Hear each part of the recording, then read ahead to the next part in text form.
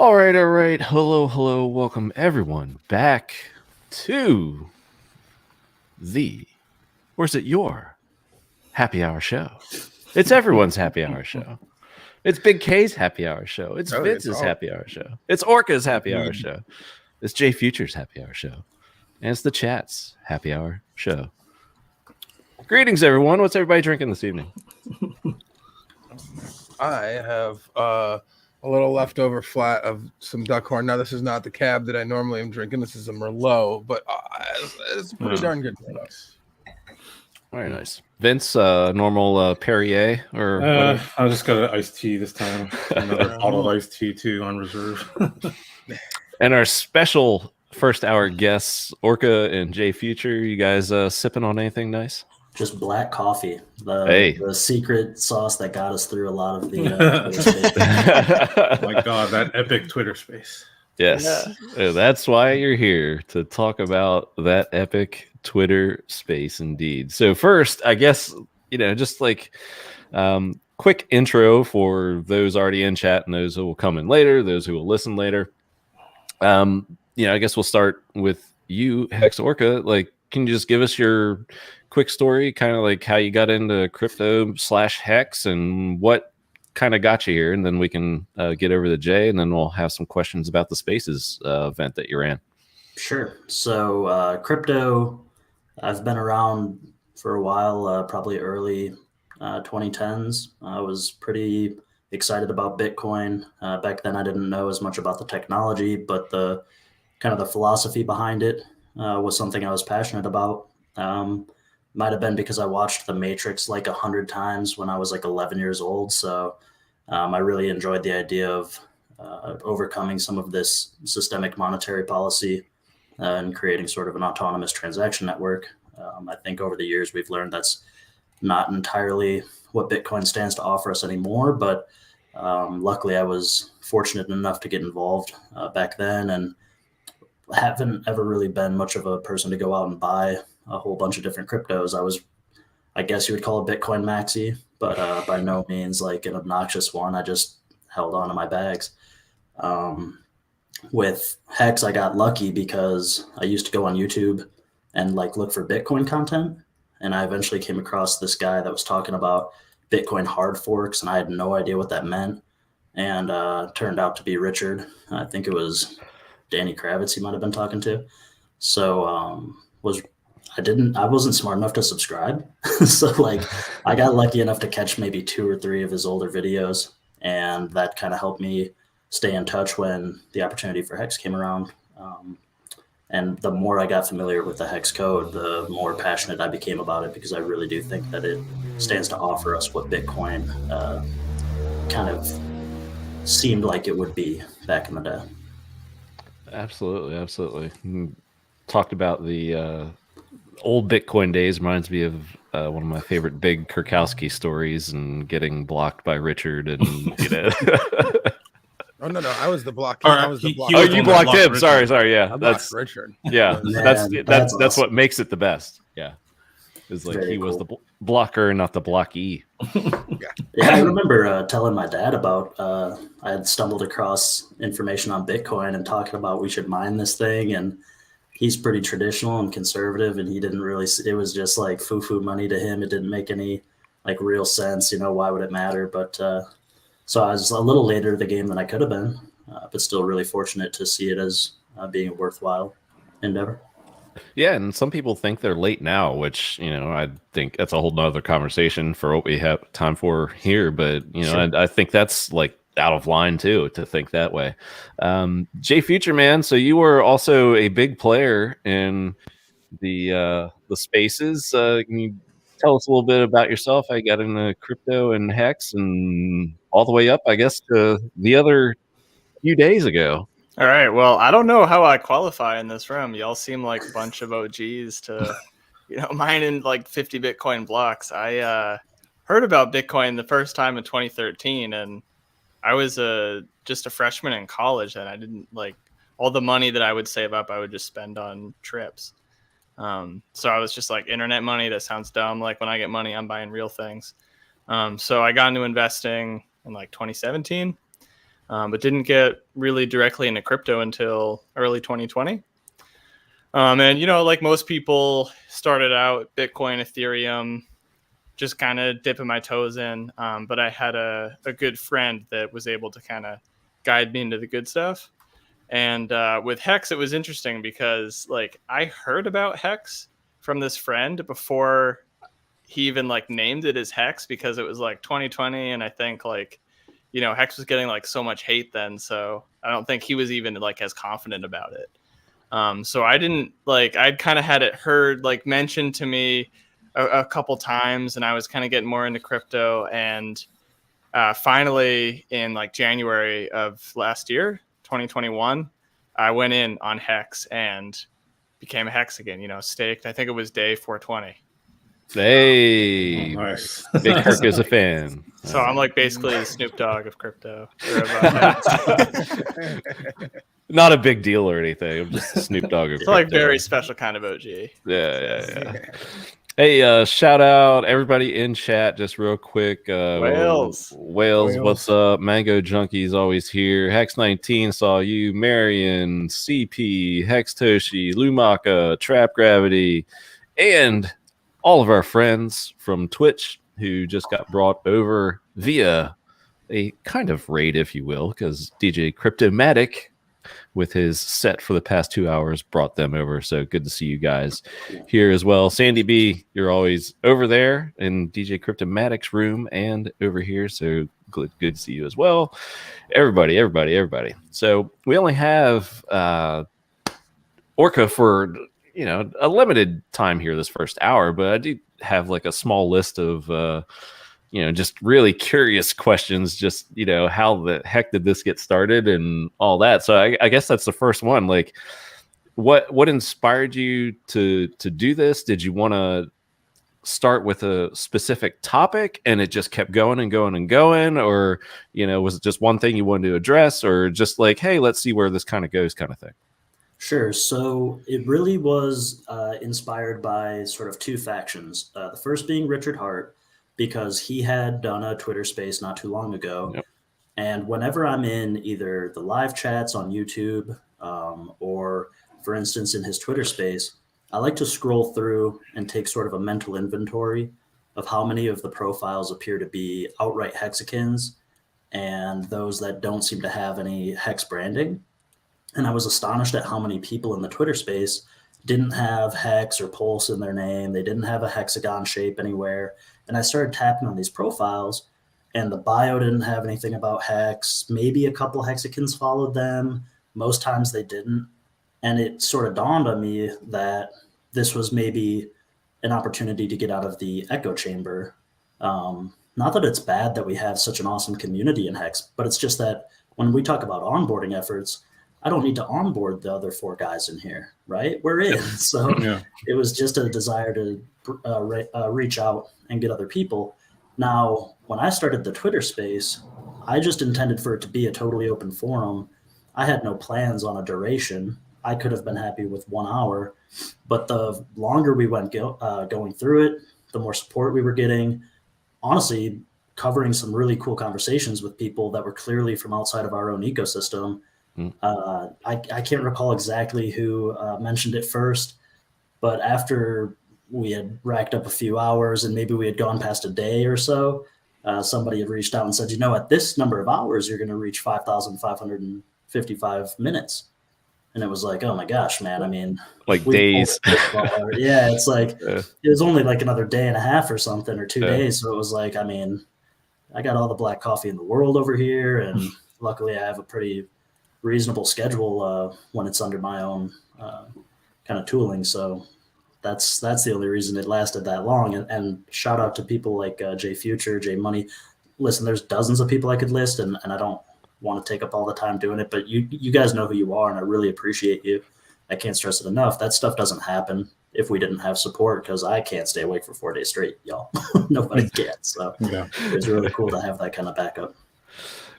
And I guess, you had mentioned Jay, and I guess, maybe one or two others that were kind of just, great co-hosts there for you. So how that was, it just kind of an organic kind of thing, or like, Jay would take over and you'd be like, bro, I gotta like, step out for like a couple hours.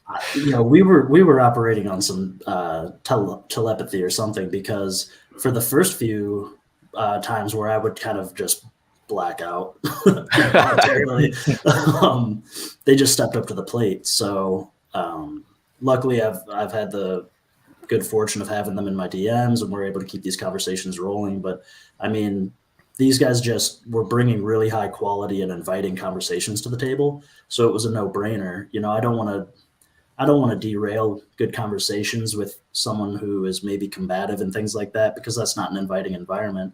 And so Jay Future, I mean, he was great, man. Every time he opened his mouth, he was positive, welcoming, warm, and I think people really appreciated that. So it was easy to keep particular speakers up longer than others, and co-hosts and things like that. Nice. So were you just all about it, Jay, and just like, cool, like, give me the reins and let me do this? Or were you kind of just like, oh, okay, I'm just, I guess I'll take the lead here kind of thing? Yeah, I mean, I had heard about Twitter Spaces from my brother first, but I really hadn't played with it at all. And I was just coming off with a lot of stoke because I had just done my first YouTube live stream just that Saturday right before.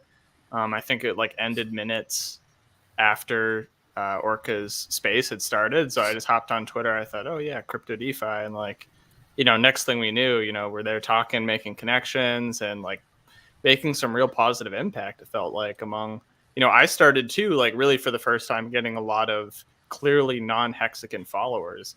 And that felt really cool. So it's just like kind of addicting, just like networking. Like it really, I feel like the spaces, it pulls back this layer of Twitter that's never been pulled back before, where you can actually hear what people sound like and, get the nuance in their opinions on things. Yeah, it's like such a different aspect to it, because everyone's used to sitting behind a keyboard and not like you said it, like the voice is such a key component. And I think that's even been evident in some of the live streams that Richard has done.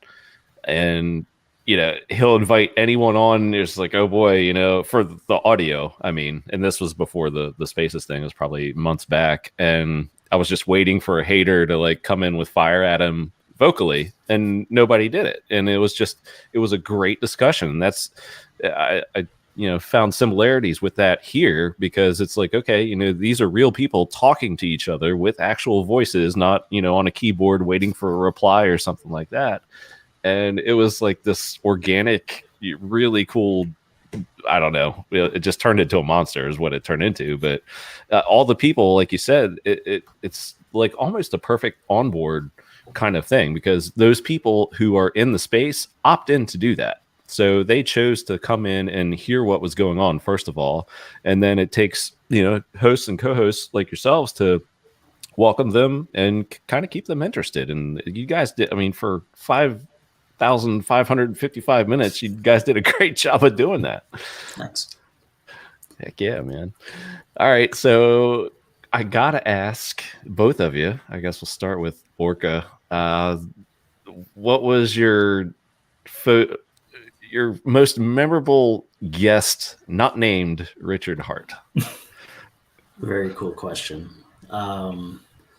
It was kind of cool because a lot of these personalities in the HEX community, whether it's Wales or Kareem or Papa and Walrus, I mean, all these guys that I've had some conversations with in like the Telegram chats, it was totally different, because I don't know what it is about the Twitter space, but it's much more manageable when you have like a back and forth. Maybe it's because you can like see when people are muted and unmuted, so you don't run into each other as often, which really facilitates the back and forth.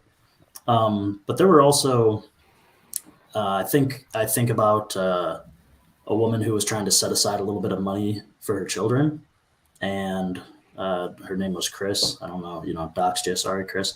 But she was somebody who we were like 3.5 days in, and we're always trying to encourage people to participate, to remind everybody that it's a totally open forum so that they don't fall into this misconception that the panel of speakers, if you will, are some established constant, but that everybody can come up with the mic. And she had spoken up and said that it took her about 3 days of listening to us every day to build up the courage to get on and speak. Wow. And that meant a lot to me because it showed that this is kind of the value of persistence, right? And consistency. And so because we were always and genuinely inviting people to come up and take that microphone, she finally took the leap. And then we were able to help her, you know, give some general guidance with regard to how she might be able to help out her family. So that meant a lot to me. Yeah, and it just reinforced that like you're doing something right? I mean, for like a total stranger to like, you know, it took a while, but to eventually feel comfortable and, you know, with kind of strangers in a way. Granted, she, you know, had been listening for a while. That's an awesome story. I love that one. Jay, you have like a favorite guest not named Richard Hart that you remember? Yeah, it's hard to pick one, right? Like, and it was amazing to get some of the content producers that I watch regularly coming in, you know, between Wales and Kareem and Papa Boner. But Funding Jim in there a lot of too, I think.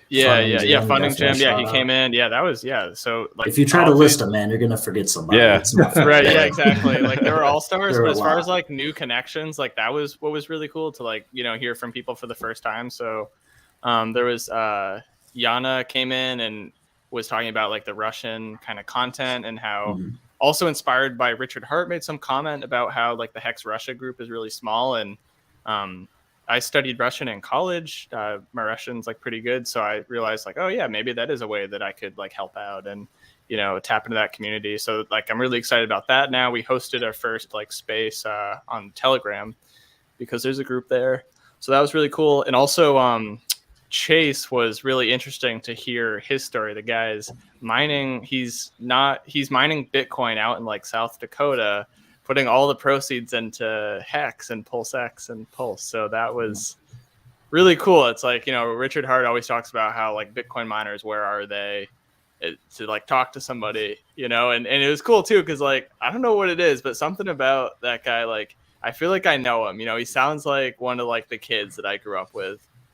So it's just really cool how like you can connect that tightly with someone, and that's only possible because of the format. Yeah.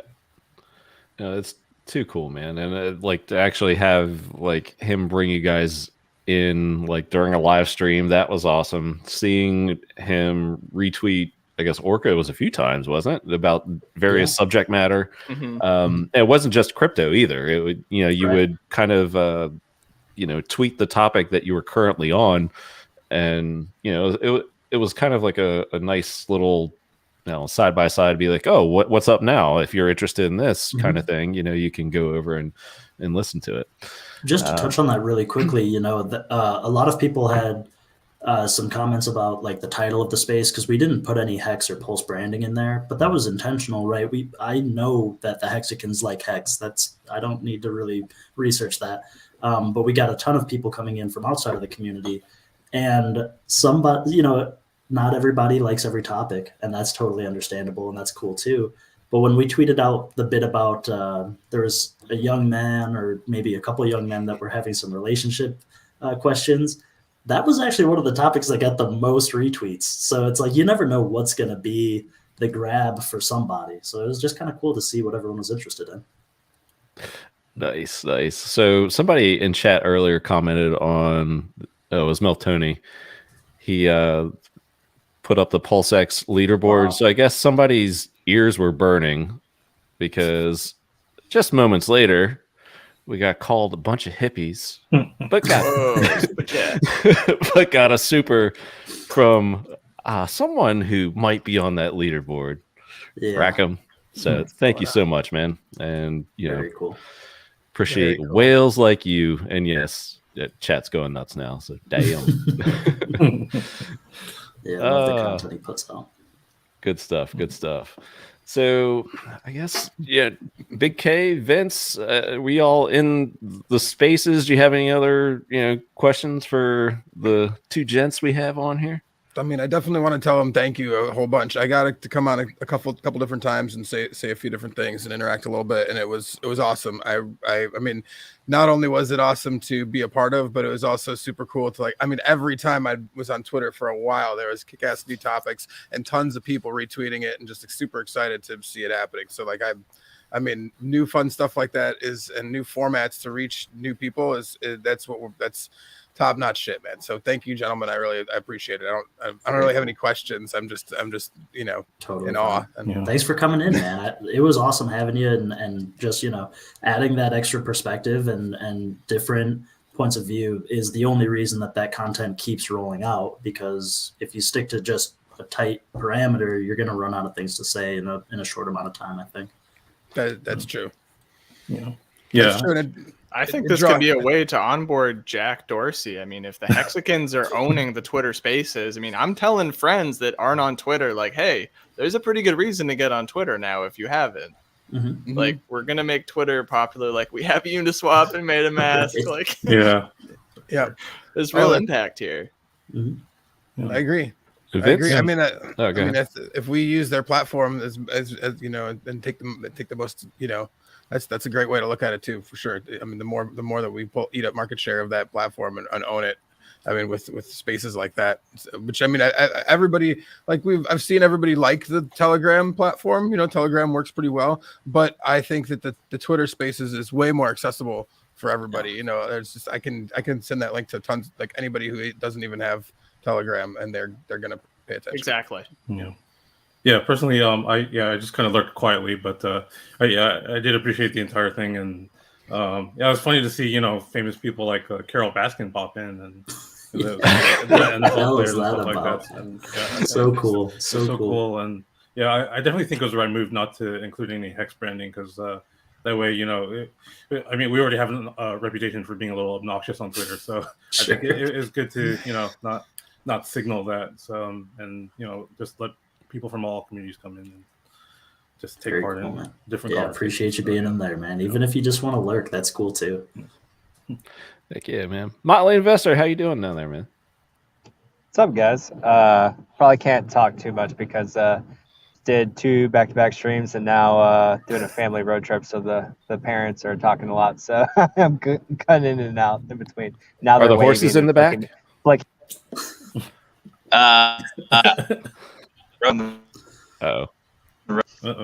He's gonna get rugged.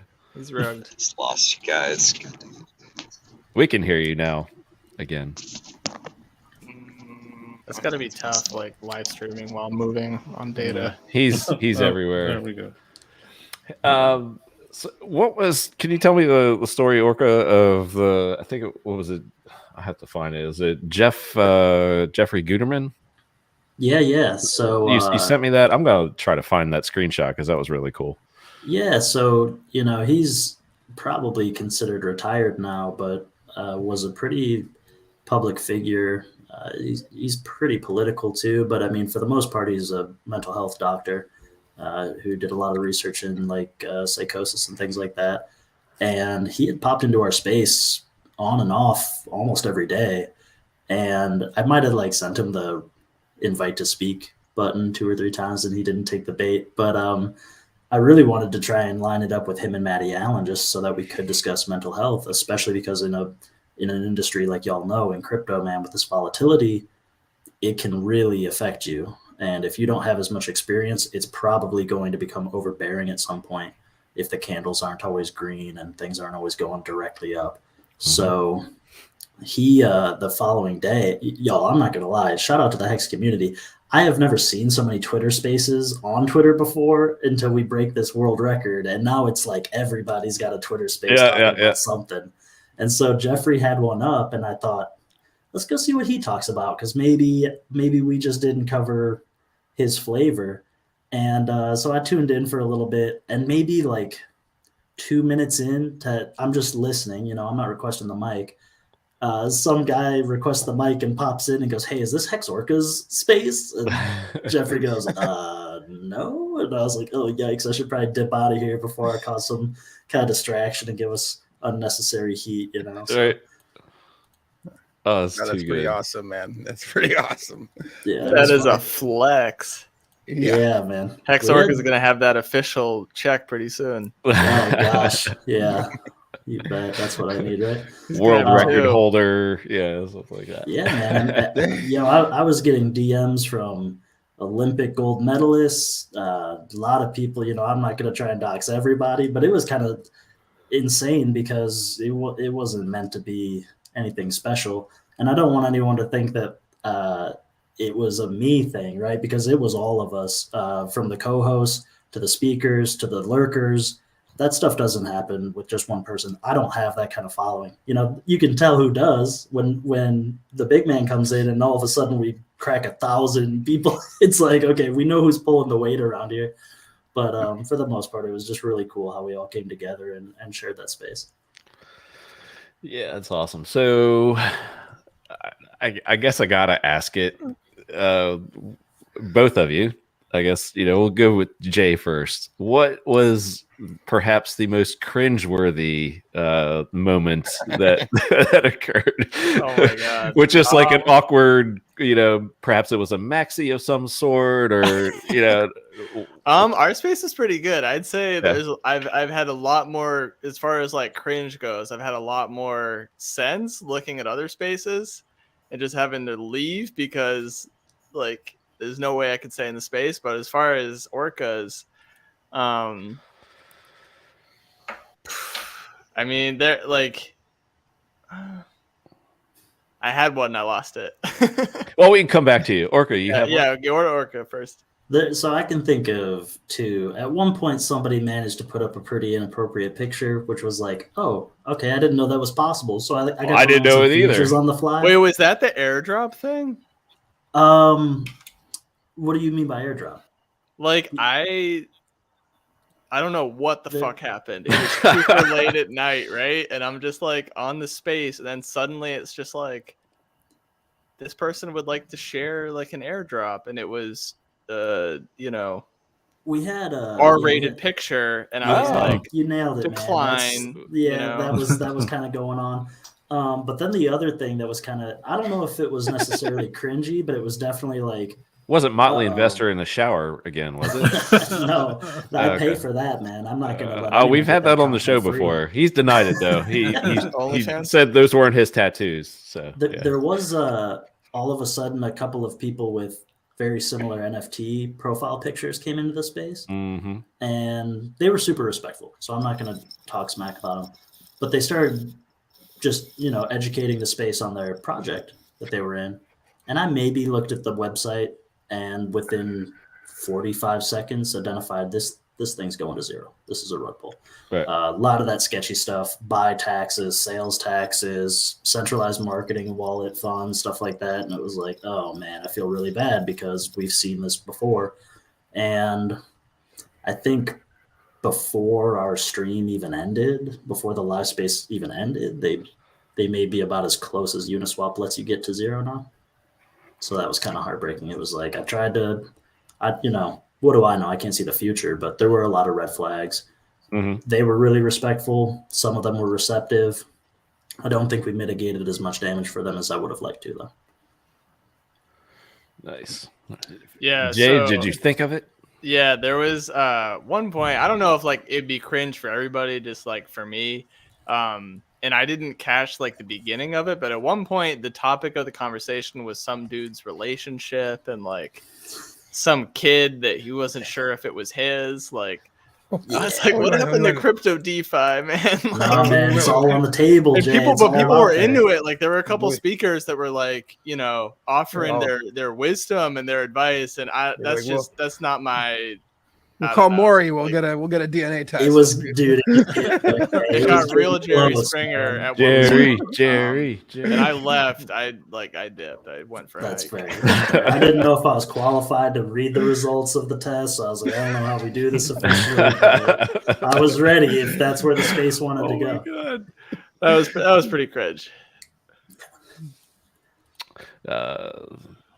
Chase says, Big K, I currently work for a BTC mining farm in my hometown. I immediately turn all profits into HEX stakes and Pulse sacrifices. That's the awesome. guy Yeah, that's that, Chase who I was Future talking shouted out, about. yeah. Kick So I ass. referenced Yeah. him. There was some, with Richard tweeting all this That's Bitcoin badass. maxi stuff. There was something about mining. I was like, hey, here's a miner. He dumps it all in the hex. Proof. That is amazing. Kick ass. Yeah. Yeah. Yeah, badass. And I'm Got a hex Bitcoin miner in the community. Like, how bullish is that? That's Very cool. super kick ass. Yeah.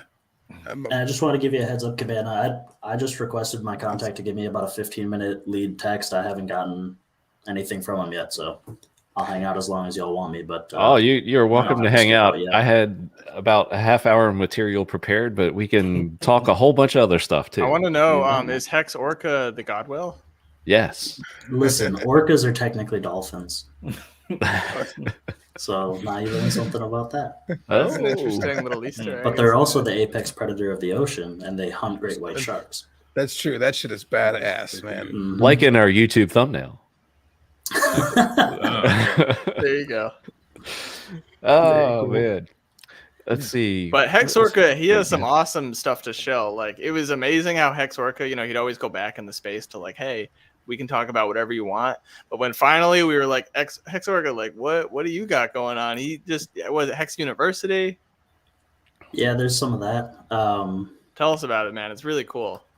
Well, so everyone comes from a different starting point, right? And even though Hex is a finished product, immutable code, and you can probably wrap your hands around a lot of the game theory. I mean, I'm not saying in a day, but if you sit down with it and really tackle it, you could probably sort of reach the end of the roadmap.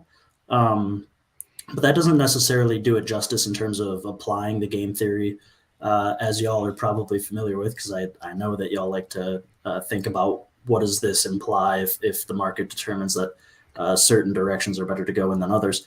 And so I wanted to create sort of digestible content that everyone would be able to come from out of nowhere and sort of serve as like a visual Wikipedia for the dynamics that I sort of prioritize, like the T-share rate, as being critical to understanding that you can be as big or as small as you want in the Hex investment community and still be treated equitably.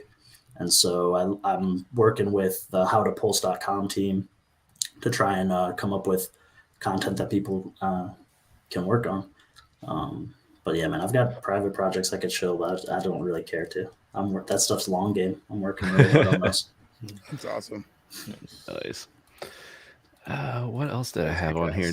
I did want to shout out Go ahead. to I can't remember his name and Future, maybe you'll remember, but at one point we had a 17-year-old kid that had just heard of Hex, and Jonah, I think. Was his that name was Jonah? was he had a British accent? No, this kid sounded American, definitely American. And but he had just gotten into like investing his own money. He's not even 18 yet. He's a senior in high school. And dude, I mean, how lucky could you be? 17 years old, and like the first thing you start dabbling in is Hex and the PulseX Sacrifice. And so he was, he's a cool little kid, and then he starts talking. He had like one question about Hex, but then we kind of asked him, like, do you know about the PulseChain airdrop? He's like, what's that? And it's like, oh my gosh, man, like, I'm glad that you stuck around long enough to listen, because we went through bonded liquidity. We talked about some of the kind of long-term value there. And so I think he left being about as smart a 17-year-old as you could be in the crypto space, which was really cool. That's killer. Awesome.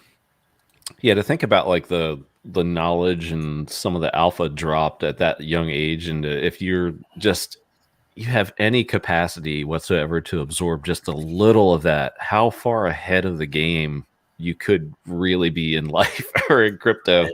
It kind of makes your head spin a little bit, knowing, how late I started and got into crypto. And, people automatically start out, they see YouTube links, they see, everybody shilling stuff that's, they get, kickbacks from and stuff like that. Not in the viewer's best interest, but, the shiller's best interest. So to actually be able to skip that step at that young age, that's nice. Way ahead. Guys, way ahead. Yeah, I think Kareem's speech too is just like so inspirational and just like some of his rules around numbers, and one of his things that like stuck with me that I hadn't heard him talk about was how, when he's trying to grow himself as an individual, he's looking for that 10x. So when he's starting out, he's looking for somebody that's at least 100,000-aire. How did they get that? And then when he becomes 100,000-aire, okay, millionaire, and how did they do that? And then like getting those role models that, and you could look at followers the same way, like talking to people that have 10 times the followers as you. I think that was like an amazing example, right? Where we were able to take, people that had followers and know what's up and have them talking directly with the people that, maybe just got on Twitter or just got into crypto. Definitely. Nice. So I guess, that takes us pretty much through the entire process. Was it the end kind of just uneventful and rugging, or, how'd that come about? I'm going to be honest, man. We didn't really have like a silent moment for more than maybe a few minutes in that space for about 4 days, other than maybe the twilight hours where all the time zones are lining up. But even then it was mostly like, hey, everyone needs to sleep. So this is kind of for the best. As for the rug pull, we were still going strong. And Chavez had just commented on the super chat earlier. He was the last one to speak. And unfortunately, before we could get his message out, it rugged. But I mean, we were still going strong, and it was kind of like, I guess we'll just go until we all drop. But, Twitter probably knew what was best and rugged us, because that could have gotten out of hand, and there was no end in sight. I did want to, if y'all don't mind, just to encourage the HEX community, because looking at onboarding people, which I think is something that we all share as a common goal, I think we learned a lot. I know I did in the Twitter space in terms of how to create an environment where people can really feel comfortable getting involved in things. We used a lot of mutual respect, mutual kindness, and open-mindedness as sort of the platform that allowed for these different conversations to happen. And without jumping down people's throat, you find that when people get to share their perspective, they will often uncover their needs and desires for you. And as long as you're willing to genuinely hear what those are, you find that a lot of these Richard Hart opportunities can solve some of those issues if they revolve around money. And that's where I think we had a great deal of success, because I don't think anybody really combatively tried to force those opportunities, the Richard Hart projects, on anybody. And yet we inevitably always came back to it. Obviously a lot of us had the common interest, but it served as sort of the answer to a lot of problems. And we let people bring us down that road with them. But anybody can do this, I guess, is the big takeaway. If you look right now, there was probably several hundred retweets and over 1,000 likes on the thank you message to the community. But if you really scroll back through my timeline, there are precisely 0 likes and 0 retweets on the original message that the space had opened. So let's not pretend like I had a big following before doing it. And obviously, co-hosts and speakers alike, we earned some reputation through attrition along the way. But for the most part, it started from nothing, and it grew because the community supported one another and the outreach was respectful and kind. So don't ever feel like you're not big enough or important enough to create content. You don't have to be Hexologist or Richard Hart, or any of the OGs out there. You don't have to have the Cabana Crypto happy hour. You don't have to do any of that. Sometimes it just takes a meme, or, I'm tweeting at a lot of people who I think would be interested in speaking with Richard Hart. It may go nowhere, but we will never know unless we try. So please take up the reins and just do whatever you feel you can, even if it's just remaining positive instead of combative when you have the opportunity to speak to other people. Yeah, and what you said right there, just like taking a shot, just do it and see what happens. I kind of did that last night, Richard put out, hey, news guys, want to know, about my calls and stuff and how right I've been. And I just tweeted the guy we had on our show, investment manager, Tobin Smith. And within I think it was literally 2 minutes, he responded and he was like, I'm game. Let me talk to him. He's so starting cool. He's starting up a new, I think it's a streaming show for they're doing a reboot of I think it was the old Fox Business show online. Okay. And I was like, if Richard could get a segment on that, really, personally, selfishly, I just want him and Tobin to talk for like 2 or 3 hours, because the back and forth and Tobin's stories and Richard's commentary would be great. But Definitely. yeah, it's just opportunity there. Like I said, it's like you'll never know unless you actually reach out and touch someone, or at someone, if you will. So. Yeah, sure. Very cool, man. Did you get your 15-minute warning yet? I haven't, man. I'm still sitting it. Like, I was nervous because I had it on Do Not Disturb, but I've checked like 2 or 3 times now and I haven't gotten it. So, all right. You want to participate in the weekly trivia? That takes about 15 minutes. I don't want to. I'd rather watch it and be wrong. Come on, man. I could try, man. I don't know enough about this stuff, but sure you do. I'm sure you know more than you give yourself credit. You're a Hexican, right? Man, I'm Hex and crypto I'm a week late. Hex Crypto trivia. Man. Yeah. And Hex Orca doesn't think he could handle it. No way, man. I watched. He sent me a sample of an earlier video and some of the trivia questions. I was like, good luck. I guess. You were listening to Motley's commentary saying I'm they like a cyborg, man. Google knows all the answers. I just know how to access it. It's all in the next tab, isn't it? Big K does really well, and then Motley's like, that question was too hard, or it was too easy for him, and it's like, okay. I'll give it a shot, man. All right, let's do it. Let's do it. Reputation and All right. Well, participants, we always say, don't be looking at the YouTube chat. Turn that to your private screens. I don't have YouTube open, man. I'm not cool enough to do this dual stream thing, man. This is like my first time being in this kind of environment. We do encourage audience participation here. Being Promise that I won't look in the chat. all right, Wave 3. All right. Is that what he said? Yeah, Crypty Girl, wasn't it? Shout out to Wave 3. Yeah. Crypty. We've had a couple maybe cheaters. Yeah, suspected. Yeah, I think I won't probably cheat confirmed as until well. I really suck, but if I start doing really well, then I'm probably cheating. Benny Blanco's on it. He's like, no cheating. All right, there we go. Yeah. Let's see. Big K. Last week we had 2 guests on this show who announced what significant events later this year. That would be my final answer is PulseCon. Very good. Very good. Conference. Nice. That might be the only one I would have gotten right. Crypto events, name one of the 2 personalities who helped announce PulseCon last week. I'll go with T-Money. T-Money is correct. Motley Investor. He's going to try to prove that he can get all of them right. I know he is. Okay. You better do it before they answer. That's what I'm saying. So there we go. All right, T-Money. J Future, in what city will PulseCon 2022 be held? Go with your feelings. Yeah. LA. Oh, I thought you were going to get it. Sorry, The I answer didn't see that stream. is San Antonio? Las Vegas. Las Vegas, man. See, I'm not ready for this. Wow, you guys can't I'm be not ready for this. I'm not in touch with the ether. Sorry, J Future, but as we say on the show, you've been rugged. Okay. Nice. That's so intimidating. Oh my god. I should laugh. It's really not as bad as it looks. He's just age. It's all good. Oh, You don't have to go anywhere, Jay. All right, Hex Orca. Mhm. Name the Hexican who live streamed the Sens Research Foundation donor event last Saturday. I'm going to say Maddie Allen.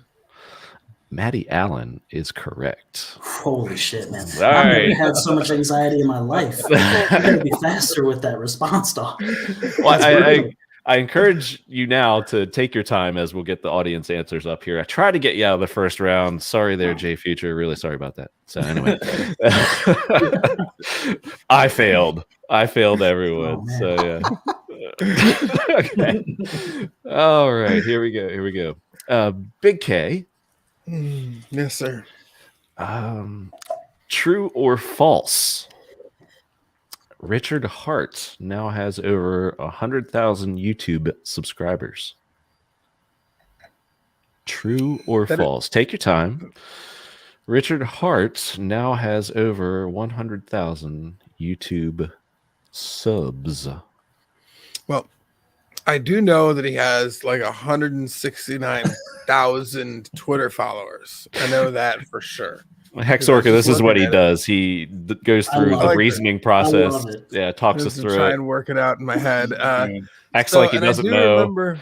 I remember Hexologist recently had been making a push for us to get us there, and had been like, "Yo, let's do this," you know. And I want to say that like the last time I was paying attention, it was at like 99 point something. So like, I'm gonna say yes. I'm gonna say yes that he did hit 100,000. True. The answer is true. Good job. Wow, I didn't know that. I feel like I would have heard about that. See, I'm so out of touch. I must I have mean, missed that tweet. If In like 2 weeks, I'll know for sure that he did do it. Yeah, yeah. I'm always so late. Crypto Vince. Yes, sir. Today's Crypto Spabuk workshop is in what city? Oh, Good luck. I lost track of where we've been. Oh my god. Today's Crypto Spabuk workshop is in what city? I'm just gonna throw out a random guess and say Houston. A random guess. A random guess. Wow. Is correct. Are you serious? Well done. That's I mean, great. that's Correct. pretty solid. It's a pretty solid I guess totally after just New spitballed Orleans. that. I Wow. mean, you'd imagine they'd be in Houston. Yeah. It's a good call. Nice. Nice one, Big K. Hey, Hex Orca. Just get it over with, man. You can just Last weekend, Crypto Spabuk hosted a riverboat casino night in what city?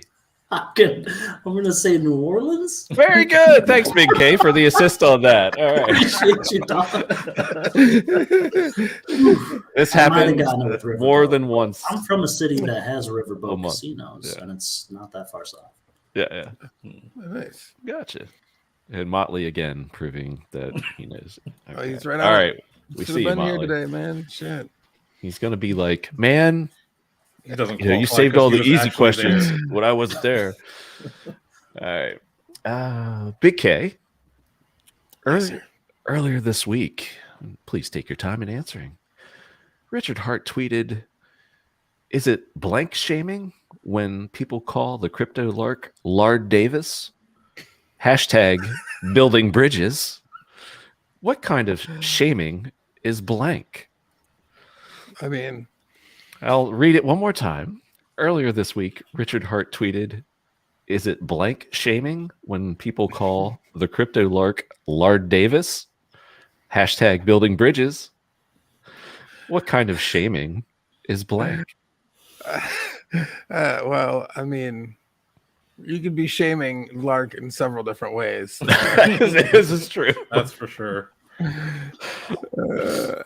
Richard's going with fat shaming in this situation, but it could be, Weird Al shaming. It could be, he's got some other, shamings that we could be relating to that gentleman. But yes, I believe it would be fat shaming. You are correct, Big K. You are correct. Crypto events. Earlier this week, Richard Hart published a series of tweets calling stocks, businesses, cities, and humanity as what kind of schemes? Earlier this week, Richard Hart published a series of tweets calling stocks, businesses, cities, humanity, what kind of schemes? I'm going to go with Ponzi scheme. The correct answer is Ponzi. Good job, Crypto Events. Well done. Thanks. That was an easy one. Heart rate accelerating. All right. Hex Orca. Earlier this week, Richard Hart tweeted, "Just a reminder, everyone, that I called the blank top on the day, and it's been in profit every single day of the last 10 months, except one." 10 months! What is blank? I'll read it one more time. Earlier this week, Richard Hart tweeted, just a reminder, everyone, that I called the blank top on the day, and it's been in profit every single day of the last 10 months except one. 10 months! Now you'd What have to is blank? be sleeping under a rock to miss this one because he likes to point it out. But I also know it because I got rid of blank at 65,000, Well said. and I don't That- think I'm and ever well gonna buy traded. that again. Nice. So I'm gonna go with Bitcoin. Yeah. Bitcoin. One and only. Is correct. Good job, chat. Good job, chat. Good job, chat. The Bitcoin. Yes. Good job, Cornhole. Bobby. All of it. Big K. Earlier this week, Richard Hart tweeted the question, who are some great hexagons in blank? What country is blank? Earlier this week, Richard Hart tweeted the question, who are some great hexagons in blank? What country is blank? I'm gonna have to. I'm gonna have to call Motley. You know, You're struggling on this one? I'm gonna channel my inner Motley here and say I feel like this question's a little easy. Puerto Rico. The correct answer is not Russia. It's not Finland. Oh, it's not Laos either. Lights out. It is Puerto Rico. Motley with the flag emoji. Good job. I'm going to dispute the wording of the question because it's technically not a country. It's Territory. Territory. the Commonwealth. Commonwealth. We know what we're doing. Vince, you want to stick around or what? All right. Oh. Okay. All right. That's a lot of power. I'm just channeling my inner Motley. Where are we at here? Crypto Vince. Let's see. Earlier this week, Richard Hart tweeted, sacrifice your Bitcoin, sacrifice your Ethereum, sacrifice your BNB, sacrifice to show you believe. Blank.com. What is blank? Earlier this week, Richard Hart tweeted, sacrifice your Bitcoin, sacrifice your Ethereum, sacrifice your BNB, sacrifice to show that you believe. Blank.com. PulseX.com. The correct answer, chat does not have, as perhaps it stopped on my end, but Vince, you are correct. PulseX.com. I'm starting to think that my dinner got rugged, y'all. Unless he just, I don't know. I haven't gotten a text yet, so I'm kind of nervous, but whatever. Not my fault. Just a second. No lights out. Incorrect. That's awesome. All right. Where are we at here?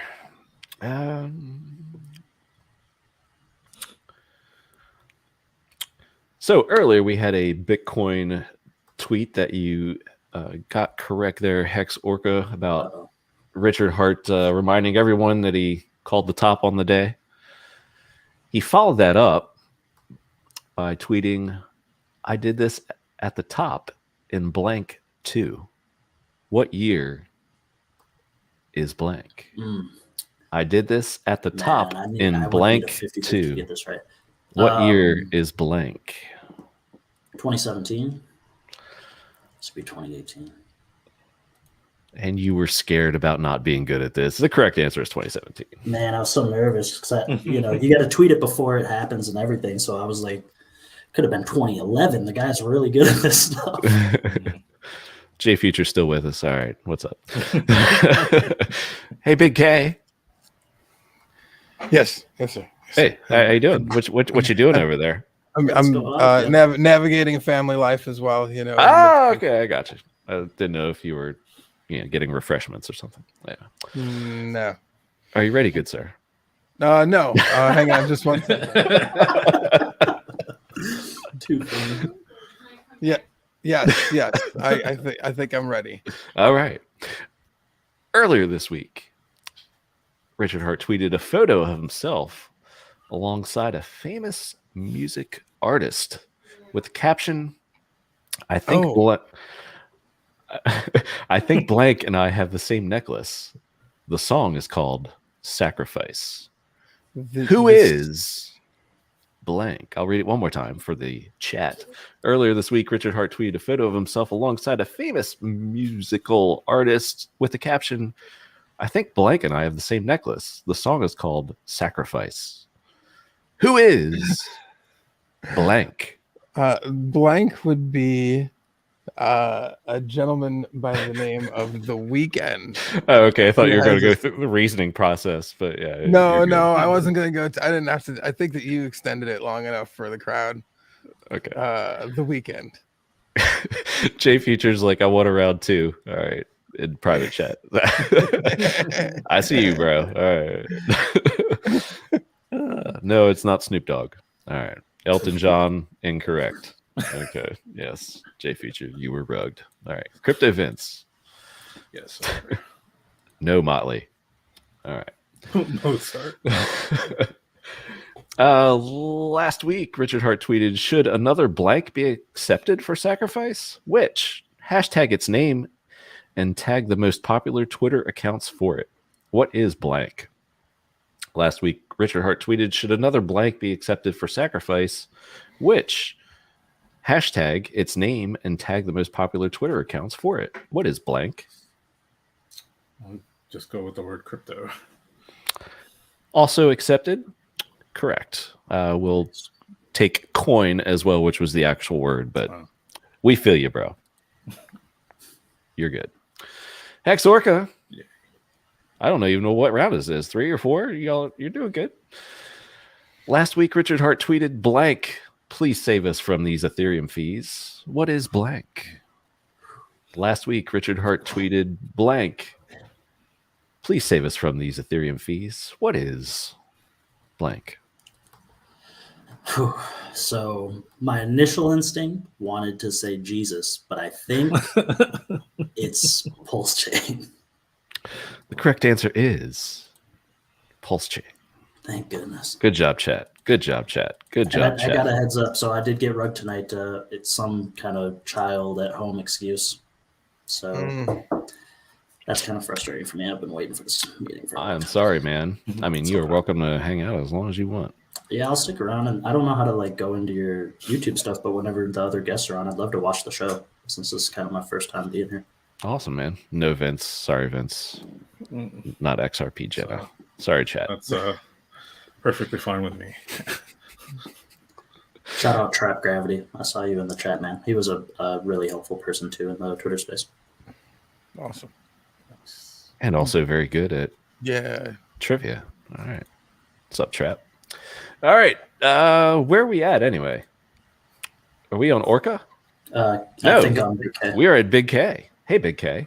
Hello, sir. Last week, Richard Hart tweeted a music video titled Stake Money by what Hexagon artist? Last week, Richard Hart tweeted a music video titled Stake Money God bless it. by what Hexagon artist? All right, Children of the Grave. I see you talking about my questions. Let's see if you get this one. It wasn't. Was it Corey? Or was it Black Hexagon? It's got to be Black Hexagon, right? Is that your final answer? Yeah. The correct answer is Black Hexagon. Yeah. Killing it. Or Black Black Crypto. Black Black Crypto. Okay. Sorry. I haven't been out on that one. They I are a guess. unit. So yes. Yeah, they're husband wife duo. Husband and wife deal. No lights out. Not too. Okay. But I do know that Corey has some stuff coming out too. That's as well. It's going to be good as well. So Look forward to that. Word. Crypto there's Vince. a lot of kick-ass Hexagon music. Yeah. Indeed. Yes, sir. Crypto Vince. Last week on this channel, we interviewed Alex, developer of what project that is set to launch at the end of the month? That would be Hedron. Hedron is correct. Hex Orca, this is more of a current events related question. Has to do with crypto. If I can find it. Last week, the mayor of Rio de Janeiro announced plans to allocate 1% of the city's treasury reserves to blank. What is blank? Last week, the I'm pretty sure I mayor saw this headline. of Rio de Janeiro announced plans to allocate 1% of the city's treasury reserves to blank. What is blank? It's got to be Bitcoin, right? Because he's not smart enough to allocate it to HEX. The correct answer is not NFTs, DJ Cryptomatic. Why you gotta do me like this? It is, as Sandy Beach says, Bitcoin. Correct. That's too Run bad, out man. of makes me run out sad. of questions here. Here we go. Getting good, getting good. Hey, Big K. Last week, referencing a YouTube personality / interviewer, Richard Hart tweeted, blank, we're in this together. Also blank, you're blocked. Who is blank? Last week, referencing a YouTube personality / interviewer, Richard I Hart was tweeted, very excited for this interview. So like, blank, what? we're in this together. Oh. Also blank, you're blocked. Who is What? blank? It's Lex Friedman. It is Lex Friedman. It is not BitBoy. Yeah, that was pretty unfortunate. Yeah, it was very unfortunate to see. J Future private chat saying he's getting them all right. I see you.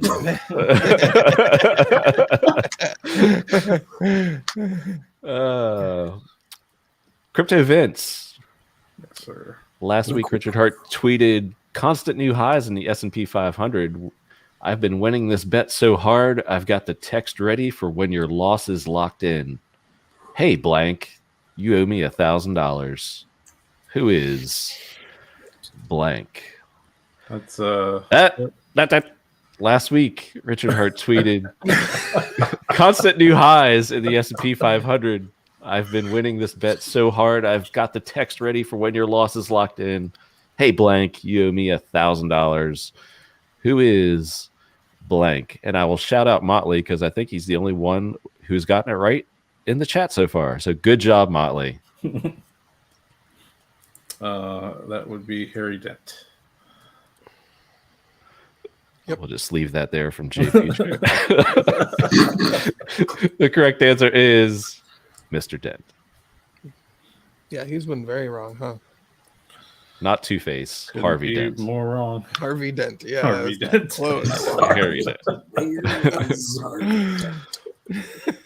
So glad I didn't. Hex Orca. Earlier in the month, Richard Hart began a tweet with, there's $343 million of stable coins in the Ethereum sacrifices addresses supporting freedom of blank and blank. What is one of those blank freedoms? Earlier this month, Richard began a tweet with, there's $343 million of stables in the Ethereum sacrifice addresses supporting freedom of blank and blank. What's one of those freedoms? I'm gonna have to channel my inner Big K here and kind of reason it out, if that's allowed. So I know that It's totally allowed.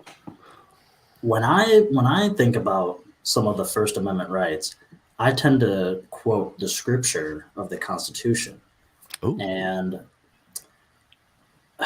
Richard he has some word preferences. So I know he's real big on words like movement and I think he prefers assembly over association, if I'm doing my psychoanalysis.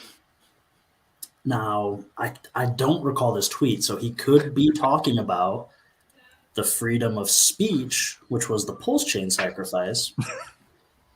And then I would have to know, so that's a risk because I would rather choose one of the two freedoms in the PulseX sacrifice.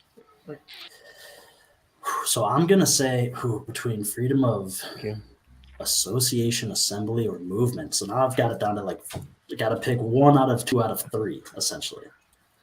I'm going to say that he's come around and used the word assembly. The tweet reads, Oh my God.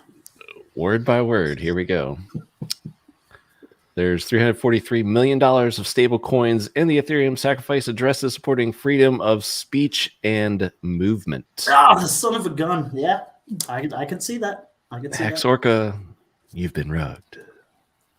Oh, I'm so sorry. He was doing so kick He ass. did awesome. And his reasoning was solid too, and he had one of them. He I had love the the movement. reasoning process. All right. These get harder, boys. I'm Here we scared. go. Earlier this month, Big K, Richard Hart tweeted, you guys putting hex.com blanks everywhere. Try to put the 38% APY in there. That's really important. What is blank? Earlier this month, Richard Hart tweeted, you guys putting hex.com blanks everywhere. Try to put the 38% APY in there. That's really important. What is blank? Stickers, my good man. Stickers. Stickers. Yes. Make sure to get the marketing right. Don't put coin on there. Just put hex.com. I don't think that's possible, J Future. Sorry, if I could. That would be cool. If I you would have make it that way, but we cool can't do thing. that. Yeah. So sorry. Crypto Vince. Yes. True or false? Richard Hart now has over 150,000 Twitter followers. True or false? Richard Hart now has over 150,000 Twitter followers. I'm going to say true. I think last time I checked, it was over 160. The answer is true. We go to one more round. Almost sudden death, but we'll see. I'm scared. Big K, recently Richard Hart tweeted, I can't deal with the blank. I'm having to delete like 5 a second, so gonna delete the last tweet, LOL. What is blank? Scams. There's the scammers. They're this. I'm pretty sure it's scammers. Also accepted, yes, and spam Oh bots. no, is it spam bots? Ah. I chat, it's up to you if we Them all are. accept. I think it's good enough. I think it's good. Even your last competitor for the championship is saying. Well, thank you. I appreciate Crypto the Vince. grace. Yes, This is probably the longest trivia we've ever done. You smart guys, you. Last week, Richard Hart tweeted, the blank daily RSI is the lowest it's been in years. Blank is currently down 40% in 61 days. Bounces aren't illegal? Question mark. What is blank? Last week, Richard Hart tweeted, the blank daily RSI is the lowest it's been in years. Blank is currently down 40% in 61 days. Bounces aren't illegal? Question mark.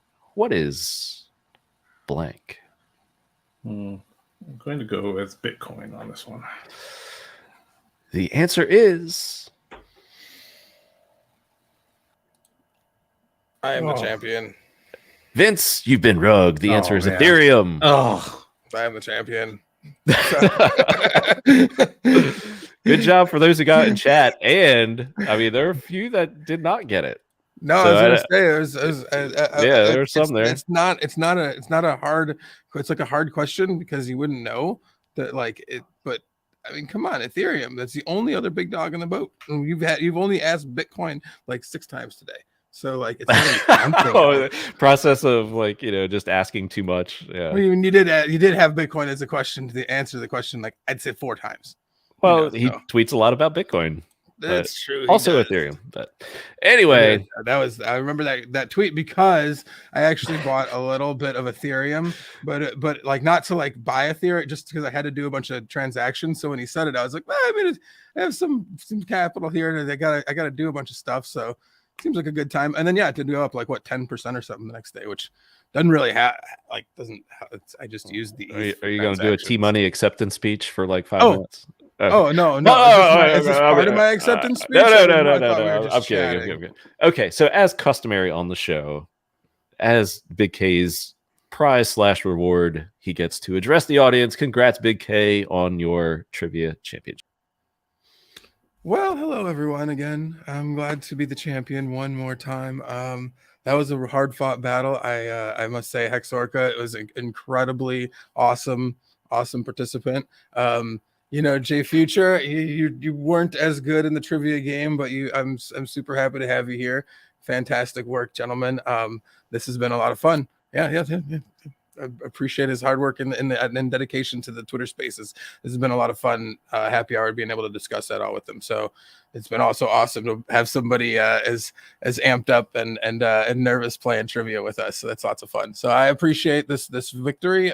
Thank you very much to all my humble supporters out there.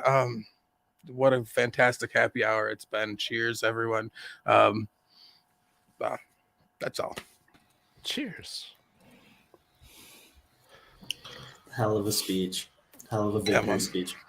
Nice work, Big K. Nice work. Great work. Well, thank you. Thank you. And good job, chat, and especially all those who got that last question right. That was. Did Motley get it right? This is eating Future alive, man. I know. He's been like pitching in on every question. He's mad at himself. Lauren was betting on you, Vince. Oh, sorry to have disappointed you, Lauren. No. I'm looking for Motley's answer. Did you get it, Motley? I see a I don't know. Did Motley Investor would he have choked in the I just I would have love choked, to man. I had private. Bitcoin again. I would have choked that one away. Yeah, he said he crushed it. Of course. Yeah. Let the record show.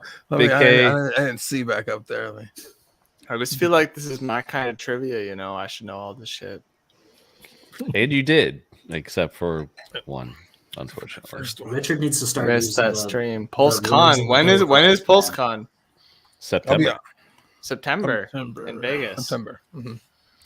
Hex Hodl wants to celebrate with you, Big K. So Yeah. Let's do it.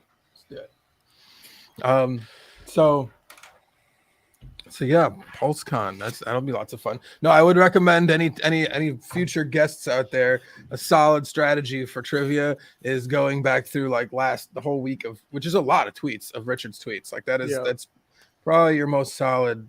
So I try to do that if I remember.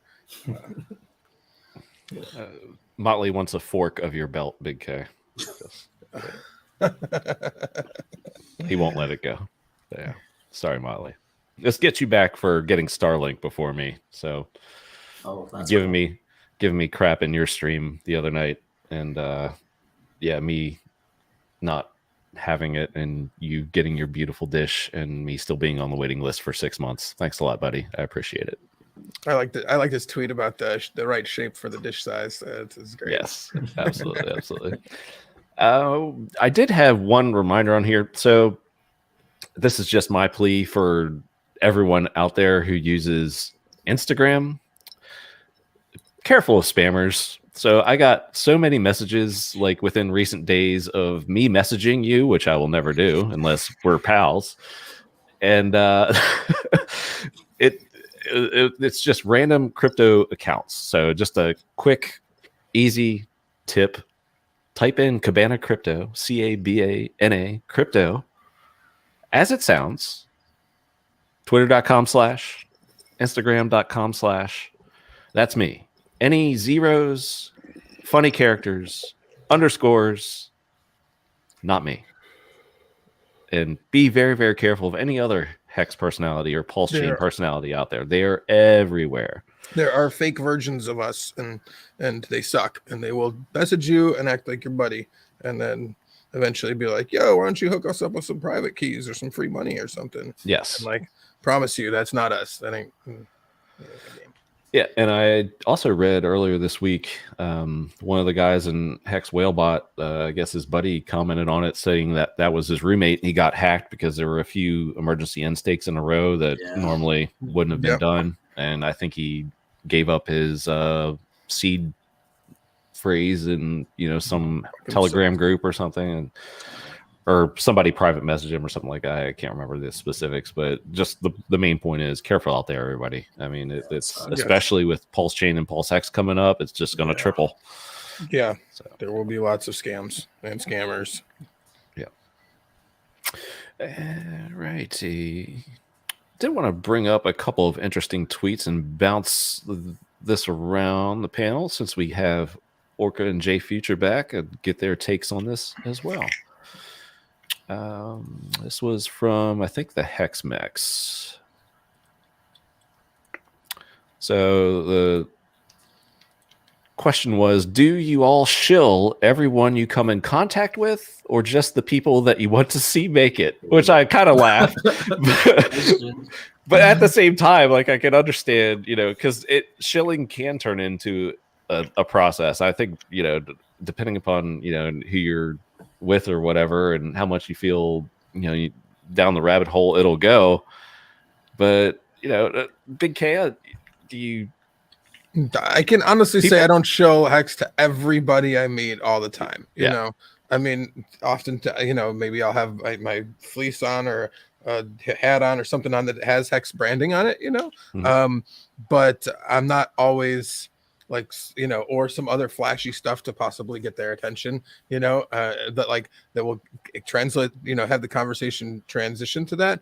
But I'm not like, if it doesn't go there naturally and or it's not like, I mean, my personally, my serious love is people in the service industry, just because I've been in the service industry. I know how hard that shit is. And it's like a fruitless job with no retirement in sight, and it's tough, man. And making people happy is like, and mostly people that suck happy. It's awful, so I like to tip well, and I love to, start the conversation through that. And, or if I don't have the time, make sure to write something on there. Hey, check out hex.com here, have some way to let them know. So those are my favorite ways to get, it out. And then, like I said, through conversations that are a little bit more natural. So I can say that it's not every, and I'm not always been a hard seller either. So I don't feel like if somebody's like, yo, that's bullshit or whatever, I'm not here to argue with somebody. If it's not for them, it's not for them. I've got other greener pastures over here that somebody is more interested, so that's my philosophy on it. I definitely am not trying to start fights about it with anybody anywhere. I do enough of that on the internet, so. that's what Twitter's for. Yeah. I like this comment from Limon Ortega. I don't shill HEX in person because it's too speculative, and I don't want people to be mad at me if they lose money. I mean, fair enough, but I think Motley might disagree with you on the speculative words. That's very Motley's true. a master shiller. Yeah.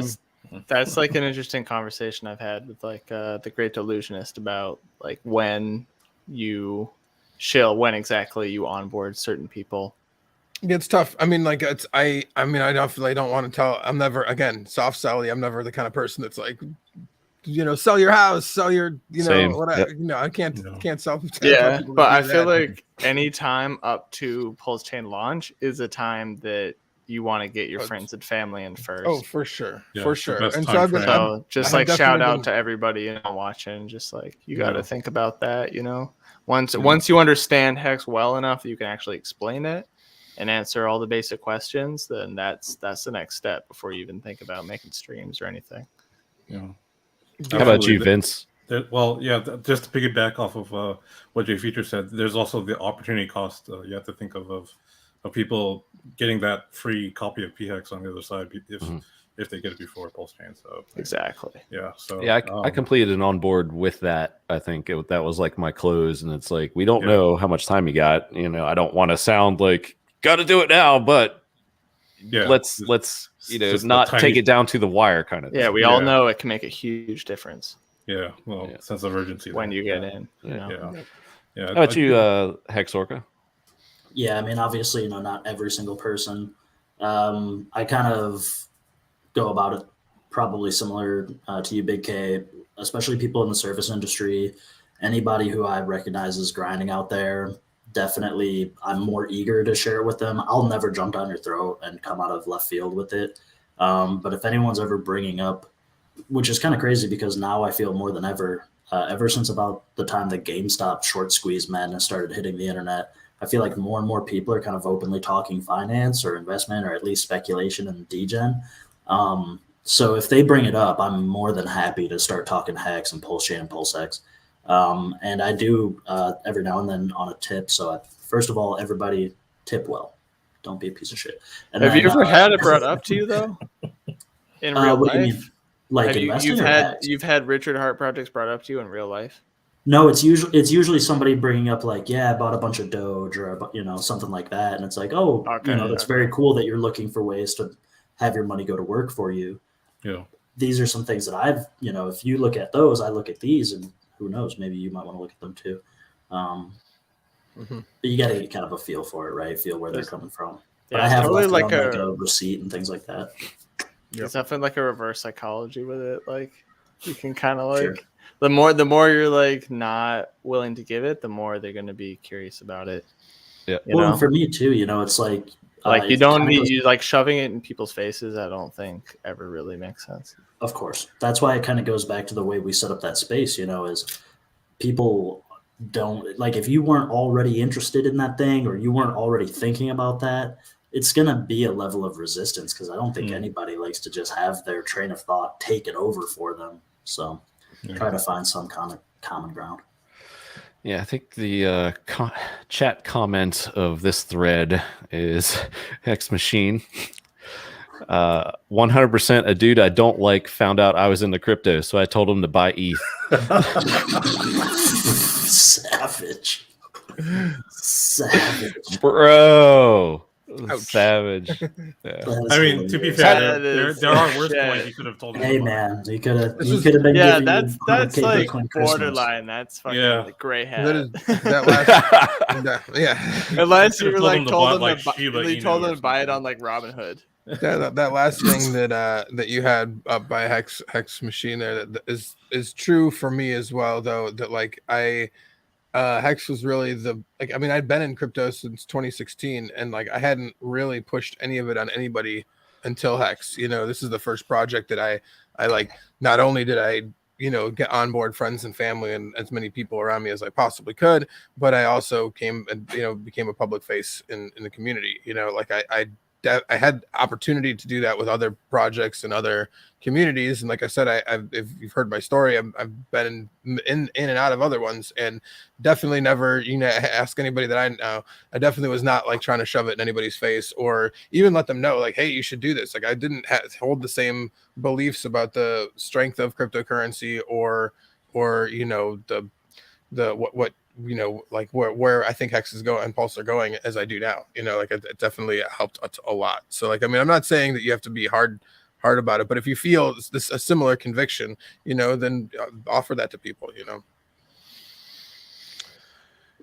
Yes, absolutely. I agree with that, man. And it's like I'm more methodical. I'm very choosy about who I even bring it up to.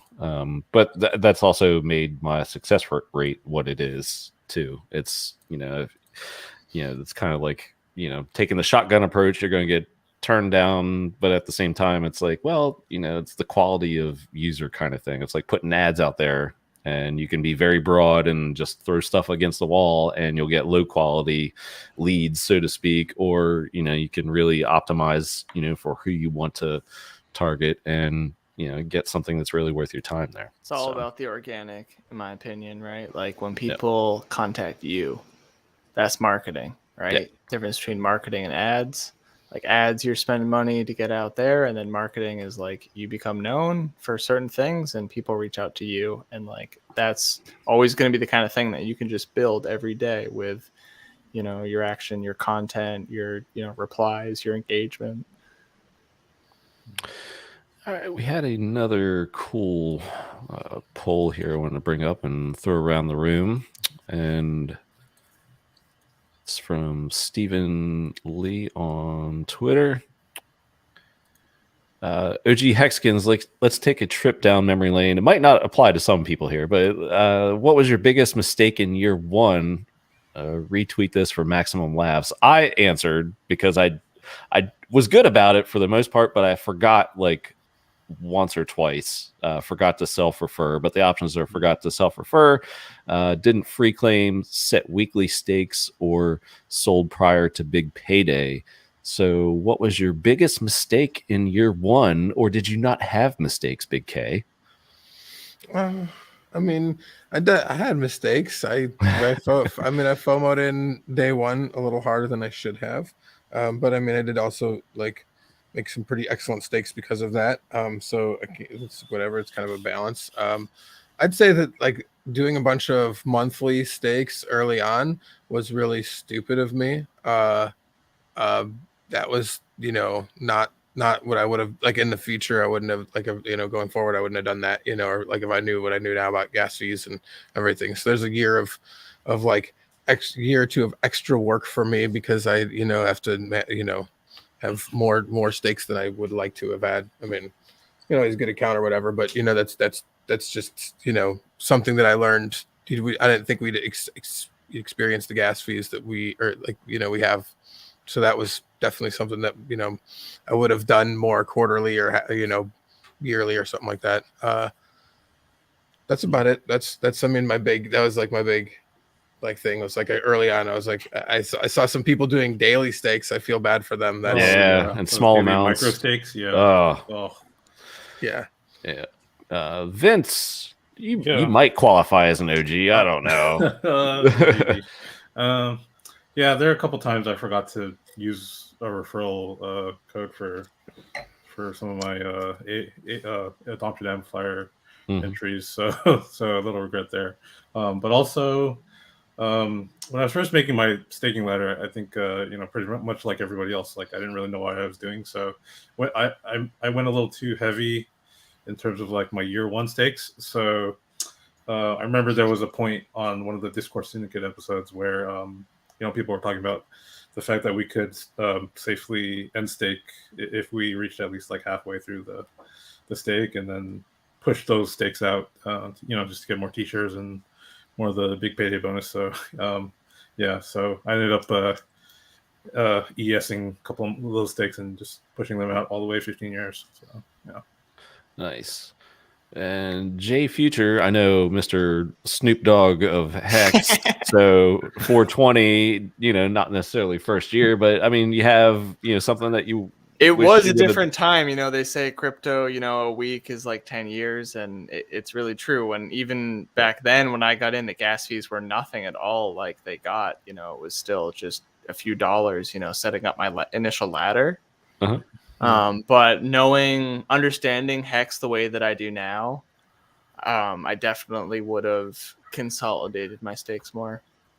That's one thing that I tell onboards is, try to, especially for those 15-year stakes, like try to get as much HEX together as you can for that. Nice. And HEX Orca, anything you wish would have done differently? Sure. Well, if I could have seen the future, I probably would have actually sold Bitcoin. Yeah. But I didn't have anything but roughly 15 years stake because I also didn't know how long I was really setting these for because sometimes I shotgun to the date. But I didn't have any like short-term stakes until probably June of last year. I didn't start making any short stakes. So I didn't pay enough attention in terms of like I didn't subscribe to videos. I wasn't in telegrams with people. So I kind of it was like an airdrop for me. And I just wanted to have my position that I could hold on to and forget about. But if I would have been smarter, I would have at least given myself some kind of reward on a shorter time frame. Yeah, it's interesting how like your psychology changes in HEX. Like that's what I found where when I first I understood the basics of it. I still weighted more towards like a year and a half, 2 years, 3 years out. Mm-hmm. And now, knowing what I do, I'm all about the game theory. It could have been way worse, right? So I was fortunate enough that like I had to be kind of a longer term, well, not longer term, but I had to have at least a stake. But I didn't think about like, what if this really takes off in a year or 2 years? Wouldn't that be cool if you were earning some yield and then you could take that position? Yeah, you kind of realize like after you get in Send HEX, it to like, the future. is there like that much point to like short-term stakes? But if you've already set up your ladder, then you're good. Like you can just set it however you want from there. Yeah. And PulseChain is going to just give us so many options. Yeah, man. I got lucky. I didn't. It's going to be a whole different discussion soon, with these gas fees. I would have hated myself if I would have done a bunch of shorter stakes because that sucks, man. That all of a sudden Ethereum just betrayed everybody. Like, come on, that sucks. Yeah, who could have known? Well, speaking of PulseChain, I like PulseChain. there you go, Big K. Yeah. Graphic change that Big K always loves. But anyway. Gotta adjust my mic colors too. Oh yes, good job. Man. Microphone stuff. So I think I saw this. I won't say what Hexagon had this on his channel. He may be a co-host here that's currently not here, but he posed an interesting conspiracy, or we'll call it conspiracy corner kind of thing. It's really just fun speculation, but do you think possibly, we'll just go around the room, Big K, that the delay, if you can call it that, like the 4 more weeks, like the sacrifice period for PulseX was so long, and that we're kind of actually closer to PulseChain if Richard and team wanted to launch it now than what is being let on. Also said a different way, do you think he's possibly waiting as this bear market, which, I mean, it just looks awful, the whole top 10 and everything else. Do you think he's waiting for a bear market to launch PulseChain?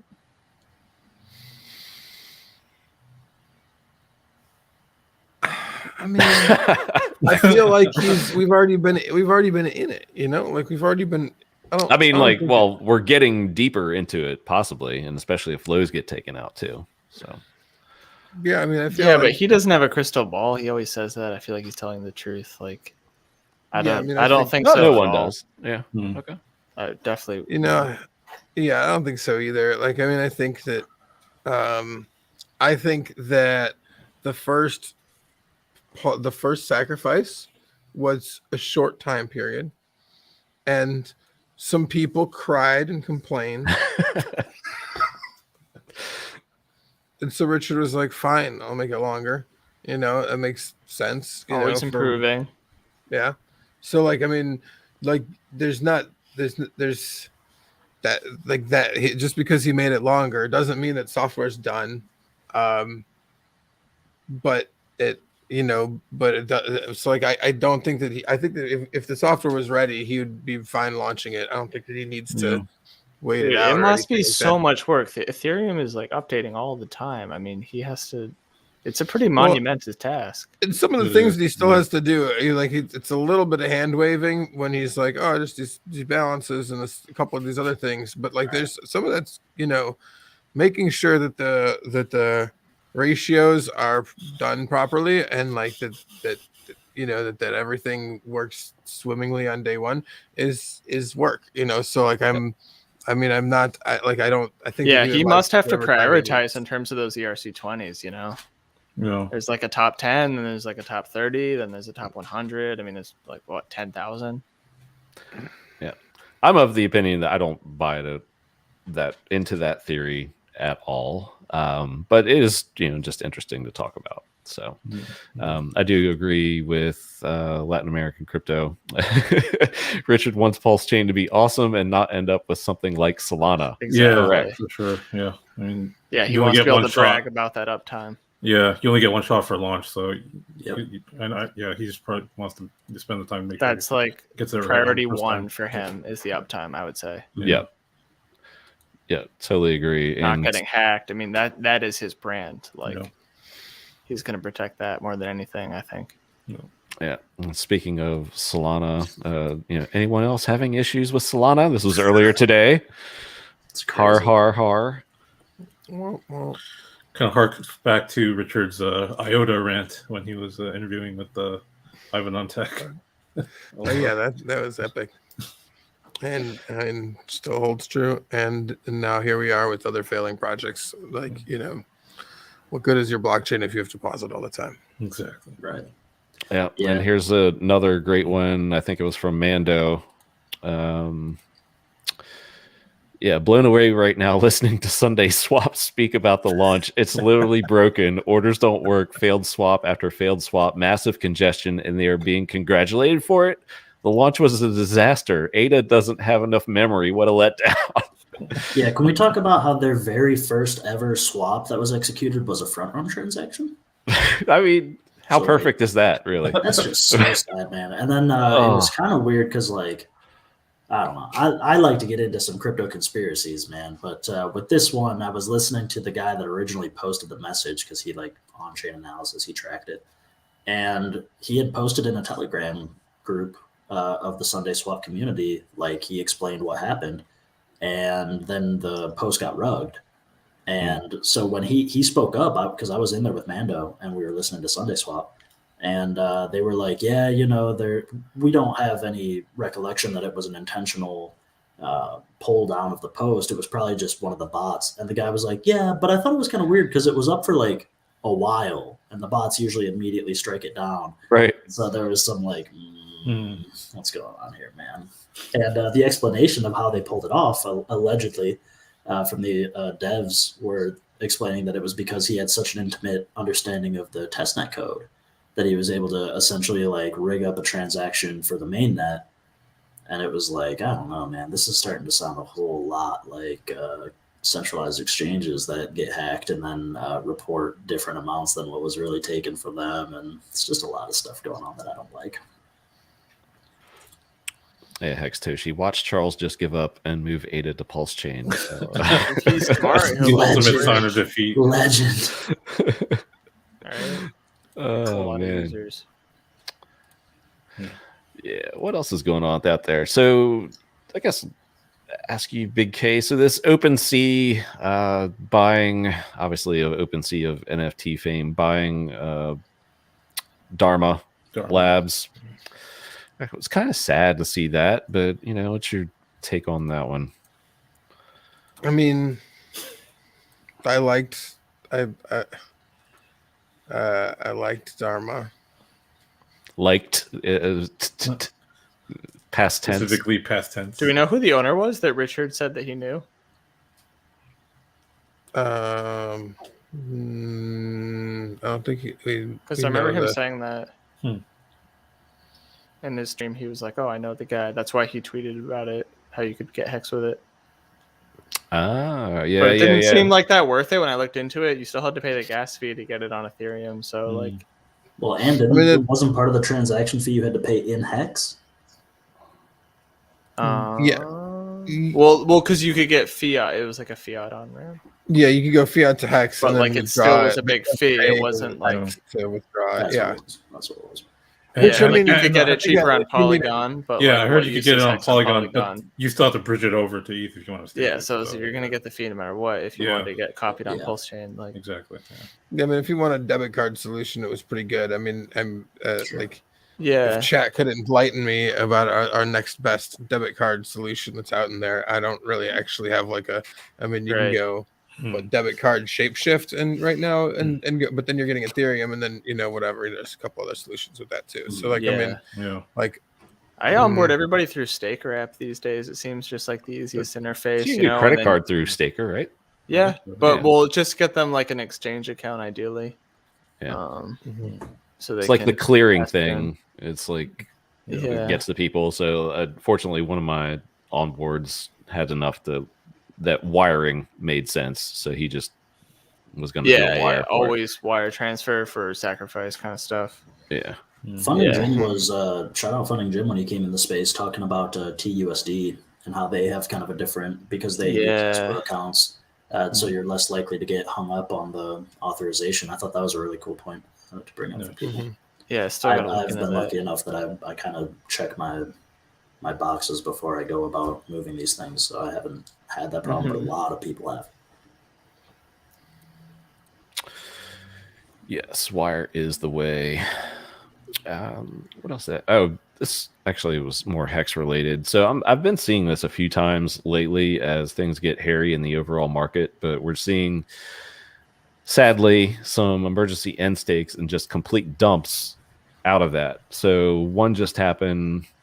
Well, there were two today that were rather large. So 2.5 million just happened a couple of hours ago of Hex, not USD. But it only served 426 of 450 days.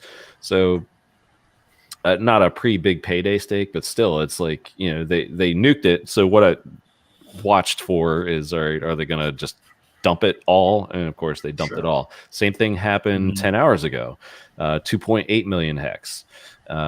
Same, looks like same amount. I didn't see if they were, I don't think they're the same wallet either, and dumped it all. So we're having to deal with that right now, and price is kind of like at a, I don't want to, you know, be dramatic, but it is at a, I'll say critical in quotes level.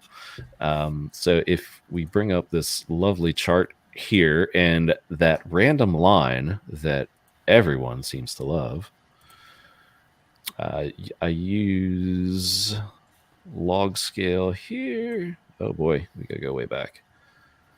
So we are kind of right in there, and let's go to the weekly.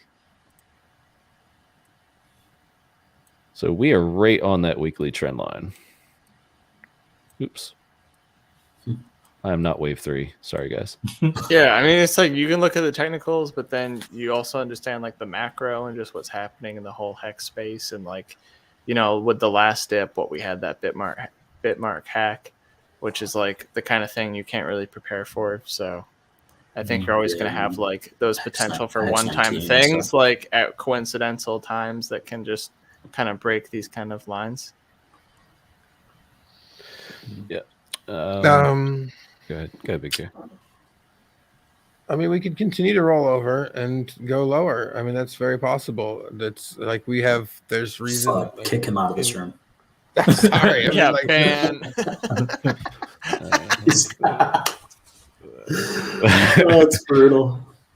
I mean, I don't like. I mean, it's possible. Like, I mean, you got a trend line right Always below there that I'm right? looking Technical, at right it can there. go up, it can go down, it can stay the Yeah. same. You can go sideways.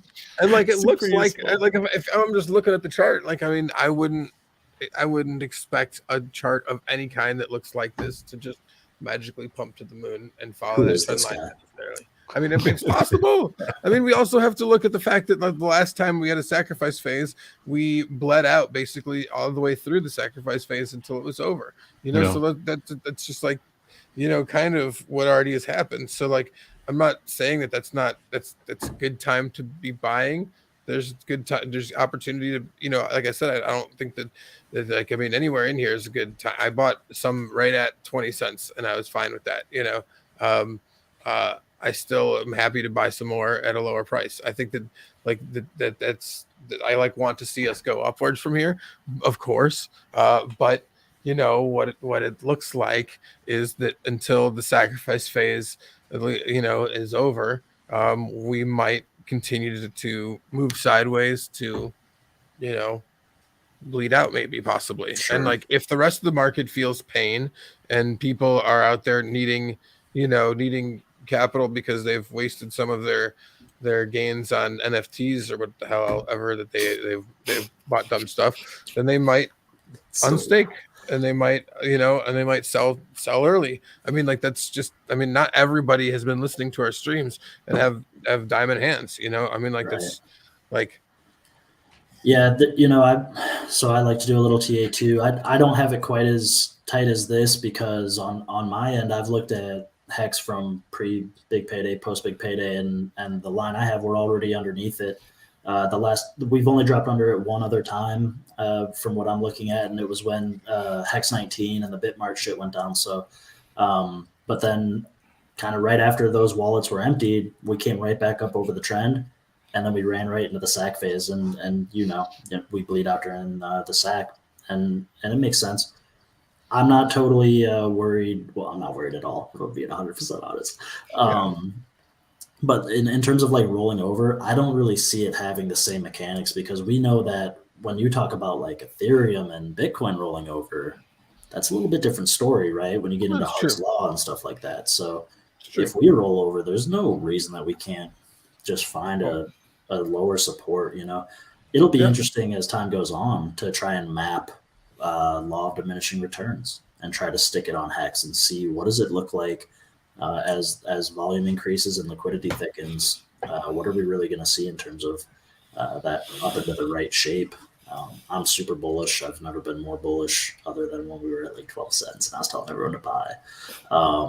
And then I said again, probably, I mean, I could just open up my chart real quick and tell you. On December. Yeah, let's start a controversial debate. Who has the best price calls in HEX? Come on, man. I'm right every time. HEX Orca? You're the Richard Hart of HEX? I just... The longest live stream, called the bottom on the day? Called the last 2 bottoms, called the last 3 tops. Really? Yeah. So... Do you have a website, hexorca.com? No, all my stuff, I just do it on Uniswap. Like, I just realized that all of you guys are using like TraderView or whatever that thing is, and you can like publish on there. So I got to get way up to snuff on the social media aspect of it. But and it's all been on one indicator that I custom wrote. So the thing for me is it's all about the flow of capital, the money flow, and you got to take some adjustments into account in order for it to fit HEX. So like if you slap the indicator on any other asset, it doesn't really hold its water. But that's why I like it, because I'm not really interested in these other things. With Bitcoin, I looked at it very similar to what Richard was putting out in terms of the curve and falling out of the parabola. But you know, I was a little different. I was late to the sell, but I got the price I wanted, and there was a ton of buying power in there, so the slippage was almost non-existent. So that was kind of nice. But yeah, I don't really see us falling underneath. Like, I don't think we'll see a candle close under 19 cents. I don't think you'll see a daily candle close under 19 cents during the sacrifice phase. But I'm on Uni V1 because I like to have all of the data that I can get. So V2, you know, it'll be different. Well, we are at 17. So you make your price calls right based now, on so. Uniswap. Man, but on V1, we're on 20. Oh, okay. So that's the difference. But it might just also not be updated. If I go USDC, V2, you guys are probably, because they're significantly different. Yeah, this is showing me low of 17.5, close 17.7. Is that what you're seeing? Yeah. And I'll just make sure, because sometimes it doesn't come back. But yeah, on my V1 price calls for HEX though, it still is funny. It seems almost like this oxymoron, because like the whole point of HEX is like you don't have to do this. I know. Yeah. I just use it. So it's like I almost like I love HEX content, but lately with like the TA, I'm kind of like, you know what? I've seen the HEX chart enough times. Like, but like when I have money, I'm buying it. Like, I'm fine. Wait, like, you know what I mean? No, I'm not saying that there's a reason to wait. I don't think that, like, I mean, you got to remember that, like, when HEX does take off, or when anything takes off, like if it makes a 5 or 10x, you just lost, 80 to 90% of your purchasing power by not being in, by waiting. So like, it's definitely not like either like the little bit extra that between 17 and 15 or 20 cents that you're isn't really worth waiting on. It's a great point, man. I try to help people understand, they estimate like 1% of finances in crypto right now. Of that, 50% is Bitcoin. So when people are, I think Richard says it best, talking about picking up pennies in front of freight trains, you gotta stop looking at this thing as a day-to-day, minute-to-minute opportunity. You gotta have some perspective. And it really is the only chart. Like, I remember I finally had some money come through from like the Roth thing that I set up, and it was around Christmas time when HEX was up at 30 cents, and I was like, I want a dollar cost average in, and I was just like I was thrown into the trading mindset, and it really wasn't fun, and I ended up just finally just kind of dumping everything in around like the 39, 29, 28 cents range, and that was right when the sacrifice started, and then all of these, EESs started happening. So I'm just collecting. So like when you really understand HEX, you realize like the price is not the only chart. Mm-hmm. That's true. Yeah. Breaking news. Oh, question. Yeah. Might be a little entertainment later this evening. Usually takes him. Nice. Maybe we should start a space, see if we can get him in there. No, yeah, there you go. You said you might start one Richard tonight, Hart. When he came in the second time, space. I was dead asleep. I tuned into the live stream. Oh, really? In the space, and he's playing on his keyboard, and it just totally knocked me out. I don't know why. Those keys were just so soothing to my tired mind. So I just totally keyboard ASMR. I woke up and I was like, "Oh, Richard's talking about," and everyone's in the Twitter space, so it's like, "Oh, great! Here I am sleeping through my own Richard Hart moment." Luckily, I caught him on the first one. Somebody made the great meme with the music and the piano. That was hilarious. That was so awesome. That was awesome. So good. So let's see. So that could be coming up later tonight. Usually takes him a little while to get ready and put one together. He lets that tweet, marinate Ruminate. a little bit. Yeah. Ruminate. So Totally. He's good. I'm not. Probably is like a trigger. Like once it hits a certain parameter, Yeah. just goes Certain number live. of likes and retweets. What do you think he's going to cover The duck lights tonight? up. Because he's kind of been bringing up some interesting, like little nugget after nugget. I wonder if he's got anything unique tonight, or just kind of remind everybody of where. I wish he could secure some interviews. I feel like that's the most productive thing. The kind of like what was that woman's name? That sort of type of interview. So, That was a good one, yeah. Lynn May. Yeah. Lynn May, Yeah. like that Yeah. type of interview is really really, really good. I'm just selfishly hoping it's my dude Tobin. That would be Cool. entertainment Thank you as for well. reaching out, man. That'd be awesome. You got to think more and more people are going to be interested in talking to him during the Bitcoin bear market, man. Because they can't all get their clicks from 100K Bitcoin. Not when you're falling off at 38, you're not. And he's got the receipts. He can be like, I called the top right there. Yep. That's me twice. Go back 4 years. Did it again. That's such good long-term marketing. Yeah. People, you can say 100K Bitcoin till you're blue in the face. You gotta show me some life, man. Yeah. Yep. Yeah, man. Hex Machine, Rackham dropping some cash in the chat. How's the sponsorship for the Daytona 500 coming? Okay. So I shouted out Agape in the DMs, and he is actually working in Houston for Crypto Spabuk. So first of all, Motley had Agape, Hex, Ricky, and Josh from the racing team on his stream last night, and I sat down with those. I think it was like the last maybe 20 minutes of that, and got to talk some stuff. But I'm quite familiar with how the sport works, and I can speak well to it. No problem there. So what is happening is the opportunity came up. I guess Ricky, Hexagon, who's working in Houston with the Spabuk guys, got wind of this, and it's for the Daytona 500. Daytona 500 is kind of like the Super Bowl of racing. NASCAR is a little backwards. They do their biggest event right at the very beginning of the season. So he's talking like normal viewership. I think Josh was saying last night was like 7.5 million. They're hoping for close to 10 million viewers this year. Goodness.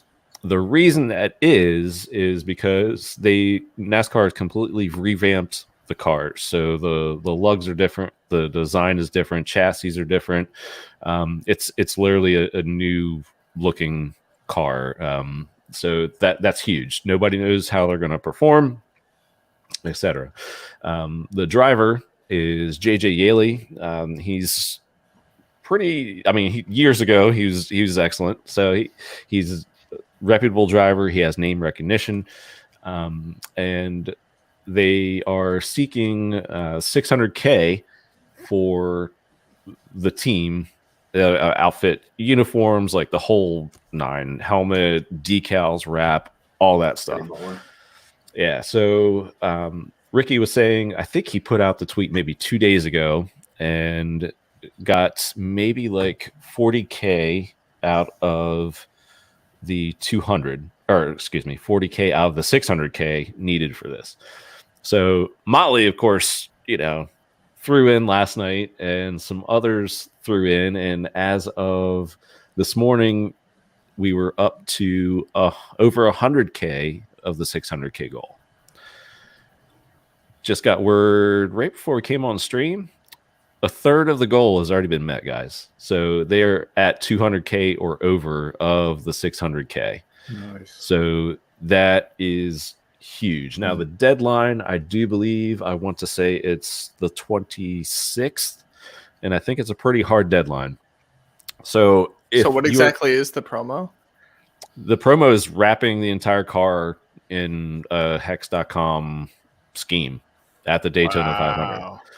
So the math people trying to make it easy out there, like the 600 hexagons that's going to be on this car. Yeah, the 600 hexagons at $1,000 a piece. That's all it would take. Kind of thing. It's a lot more than 600 hexagons. Oh yeah, with $1,000. Yeah, but it's a great opportunity, and I say it because of this, is being an auto racing fan, NASCAR fan. I know how the Daytona 500 works. Daytona 500 and that race and the ones at Talladega, there's 4 of those a year. They're on restrictor plate racing tracks, which basically means that the horsepower of the motor is kind of equal among all the racers. What that means is there's a lot of pack racing, and with pack racing, cars going together at 205 miles an hour, lap after lap, one guy makes a mistake, and half the field could just be obliterated. So the negative is your car doesn't make it. Positive is if your car does, then you're one of half the field that's getting all that TV time. Not saying that this is the way it'll play out, but usually that's kind of how it is. So that's one thing to think about. And to me, that's very exciting because anything can happen in this race. So it's like, oh yeah, you have the big guys like Kyle Larson and, you know, Will Byron and Kevin Harvick and all the famous names. There have been some severe underdogs that have won this thing or won at Daytona. So kind of, you know, in quotes, no names over the past 5 years have done really well or actually won the race. I think the last one was Justin Haley. I think he ran 1 or 2 cup races 2 years ago and won one of the Daytona races just out of nowhere because he survived. He was there at the end and he won it. That's all you have to do at this track. So that's really exciting. You're going to have the team running around in the HEX uniforms, like from head to toe. I'd really be curious as to what the design of the car would be. They were kicking around, you know, throwing like richardhart.com on there, something like that. Me personally, I wouldn't want to confuse the viewer. I would just be like hex.com, you know, Agreed. Best performing asset, kind of keep it very simple. And, you know, for the viewers and whoever you're talking to. So that's where we stand. I mean, the fundraising goal is pretty wild, like 200K within like a couple days. So, I mean, think about it, it's like 100K a day. We got 4 or 5 days left. We stay at that pace. This could happen. And it's like I said, 7 to 10 million viewers could be tuning into this thing. And I know people were like, oh, Super Bowl ads, $6 million. Some whale's got to do that. Well, okay, sure. That's 30 seconds, but you got to start somewhere, right? And it's like name recognition. They do die casts of this stuff. I mean, the extra media associated with it. You could have HEX streamers talking to NASCAR folk and, you know, vice versa. You got to think of like all the little tentacles that this could go into. There is a ton of money in that sport. I know, Okay. you know, people think of it as like all rednecky and stuff, and there's a lot of that. There's a lot of money in being a redneck, though. There's a lot of money, especially once you get down the racing hubs like Charlotte, North Carolina, pretty much one of the banking capitals of the U.S. It's big, and like I said, there's tons of money there. There's literally an airport right on the backstretch or right outside the backstretch of Daytona. Everybody flies in on the private jets there. There's going to be tons of guys running around the garage area.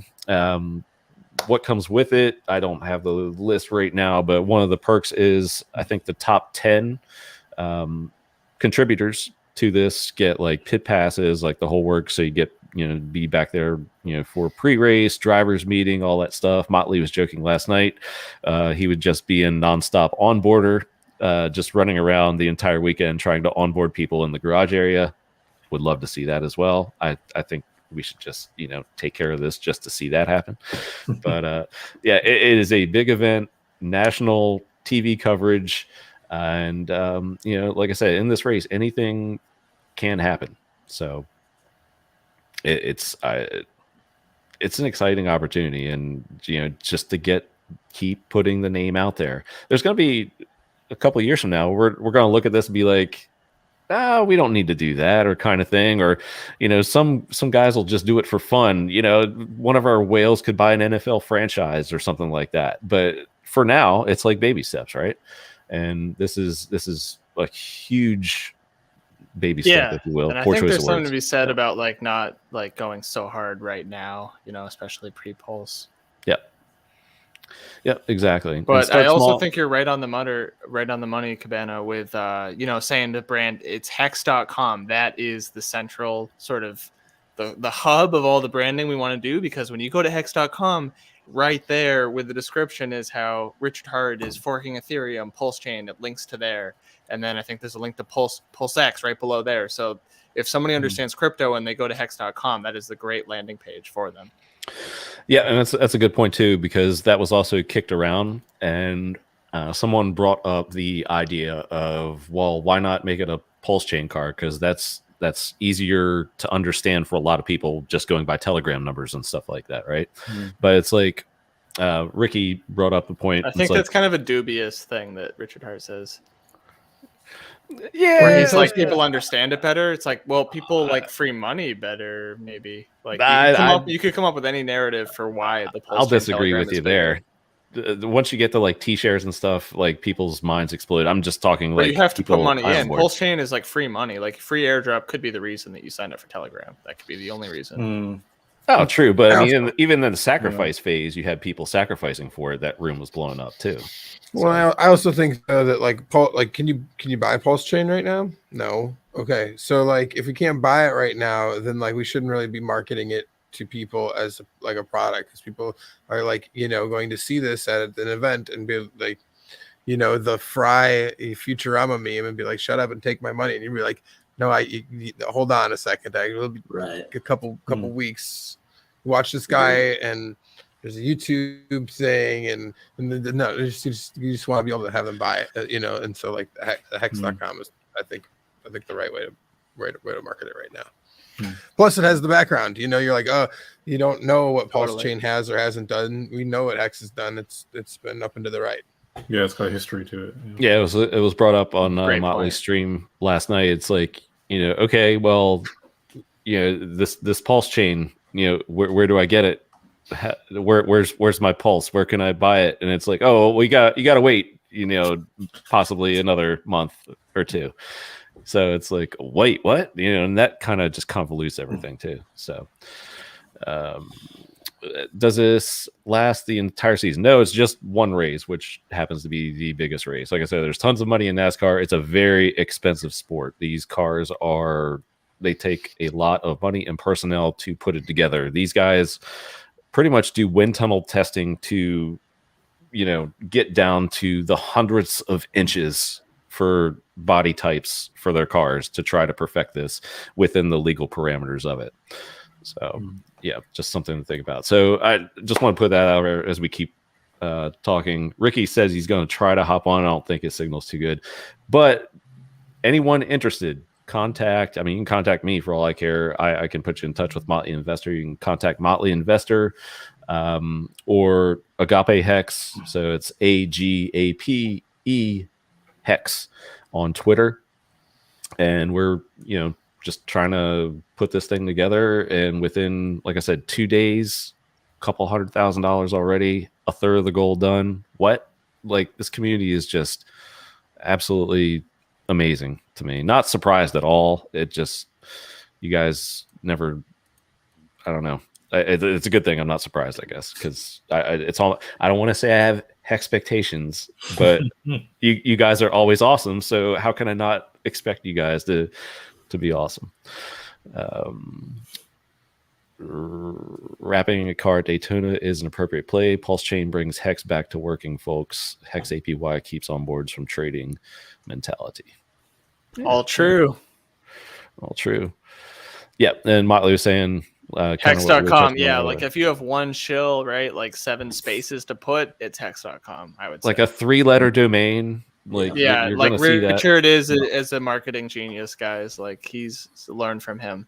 And colors mean a good bit. So I mean, I have confidence that they would put together a really that nice gradient is really going to pop on a car. Yeah, I hope that's what they go with. Yeah. But, yeah. That sounds awesome. Just even for all the photos that we're gonna get, all the media, right, that we can share. Yeah, and that's another thing I was saying. It's a good point. Future is like the media exposure for it's an entire week. They call those were all assets, right? Like all those videos. Yeah, It's like an entire week. There's a build up. There are qualifying races. There are driver interviews. So it's not like a race out in a normal Sunday race in Phoenix to where you get like you're going to have your pre-shows and build up to it. And, Thursday, Friday, Saturday, maybe, a talking show or something like that. But this is going to have pretty much hours and hours of coverage led up to it every day. And the likelihood of the driver, getting interviewed, they're gonna talk at some point to every driver, and they're gonna be like, "Hey, what's this sponsor? What is this?" And the driver, learns about the product, and it is a finished product, and he'll be able to say, "Hey, this, bunch of guys, wonderful Hexagon community put this together, stuff like that. This is what they're trained to do. I mean, their main job is driving, but they're also spokespeople because they don't get, to do this without sponsorship. So they're very well versed in talking about their sponsors on, I would say limited, time crunched education. So with this, again, just more opportunity. What else we got here? Chat. Oh, Motley, thank you. Excellent point. So Ricky brought this up last night. He's like, Doc. You don't think that the Highest of Stakes documentary guys would not come to Florida for this? Yeah. Big K, what's your opinion on that? Do you think they would? I mean, I think that they would be very interested in it. That's for darn sure. It's in Florida. It's a good spot. I mean, I'm very interested in it too. I like Florida. I like Florida. I'll be there anyway for the event, but but yeah. So I don't see why they wouldn't be. I mean, if this would definitely be something that I think that they would find a lot of awesome content for. So I mean, yeah. I mean, I've never been to a NASCAR race, but if there's a HEX car, I'd be interested. Yep. Motley says closer to 250 now. So you guys are awesome. Again, reach out to myself. Thanks Motley to our investor. whales, all of our investors. That's awesome. Yeah, absolutely. The community, best community in crypto. Yeah, we prove it every day. Really do. Going through chat, just any other questions I can ask. Smearworks, what's the link for supporting NASCAR? See that Motley investor guy in the chat? Like, find him on Twitter at Motley Investor. Agape Hex's name might be too hard for some people to get, even though I spelled it out earlier. What is the donation address?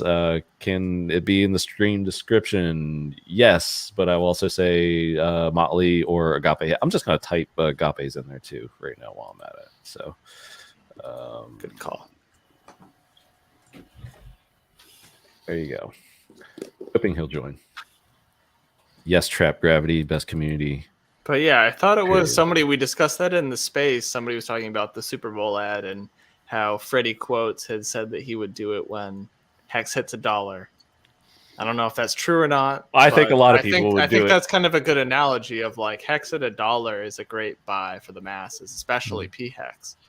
Yeah, I think that's... Whereas like right now, like we don't need to go hard on any of those like mass advertising things. Like it's kind of fun to just keep it peer-to-peer for now. I mean, organic. I like the NASCAR thing. It's pretty sweet that like the NASCAR thing's going to be awesome. 1/10 the cost, and like like you said, it's a lot of coverage. So yeah, and there are different. I mean, these things are well thought out of camera positioning, and I mean, just the guys that wrap these cars know where every camera is. They know what every angle like. So you could be on the TV camera tower on the front stretch, zooming into the back stretch. So that logo is going to be plastered across the door. Oh, well, what about an in-car camera? What about somebody who's riding behind you? Well, you're going to put, perhaps highest performing asset on your rear bumper, because when that in-car camera is right behind you, drafting an entire straightaway for perhaps 10 seconds, 20 seconds of an in-car shot, maybe even more, and you happen to be that guy in front, that's opportunity right there. So it's a potentially huge opportunity. For any of you guys who are questioning, there's a practice called start and park, and I did ask this question. So start and park is basically more of a business decision for some of these guys. It's like the ownership. So they'll get the money if you get a paycheck to cover kind of your shop and crew or whatever. If you just qualify for a race and you go out, you run a lap, and then you collect a check. This is not one of those deals because this team would be sponsored. So 100% word from the team, that's not happening. Their full intention is to run this race and win it. So none of that nonsense going on there. Another thing, the motor, and this is another reason why I have trust that this won't be a start and park thing. Their motor is from Hendrick Motorsports. The past 2 champions have come from that shop, that race team. They build excellent horsepower for Daytona. They qualify well, at least the main Hendrick cars do. But what the point I'm getting at here is the equipment, the power behind this thing. It's going to be good. It's quality equipment. Anything can break. No expectations. Yada yada yada. But yeah, shout out Maddie. Epic teamwork going on. Shout out to all of you making NASCAR rap to happen. Yes. Oh yes, that's a little slide there, Maddie. Also, love Maddie. Maddie, where were you? Gotta go to Vegas. Yes, get your tickets. There you go. I've scrolled up and found it. Sup, y'all, great work. Remember to get your hexticket.com or expo.vegas, even if you're Vegas. Well branded, always gets the right link. I loved it. He thinks all of this through, just like I won't be in Vegas, but it's due to personal reasons. Would like to go to. I'll make it next year for sure. I went to the HEX meetup in Boston. It was amazing. I would really recommend everybody go to in-person events for HEX. Motley says, can you imagine the cameras panning all over the crowd, nothing but HEX logos in the grandstand to match the HEX car? People are like, WTF.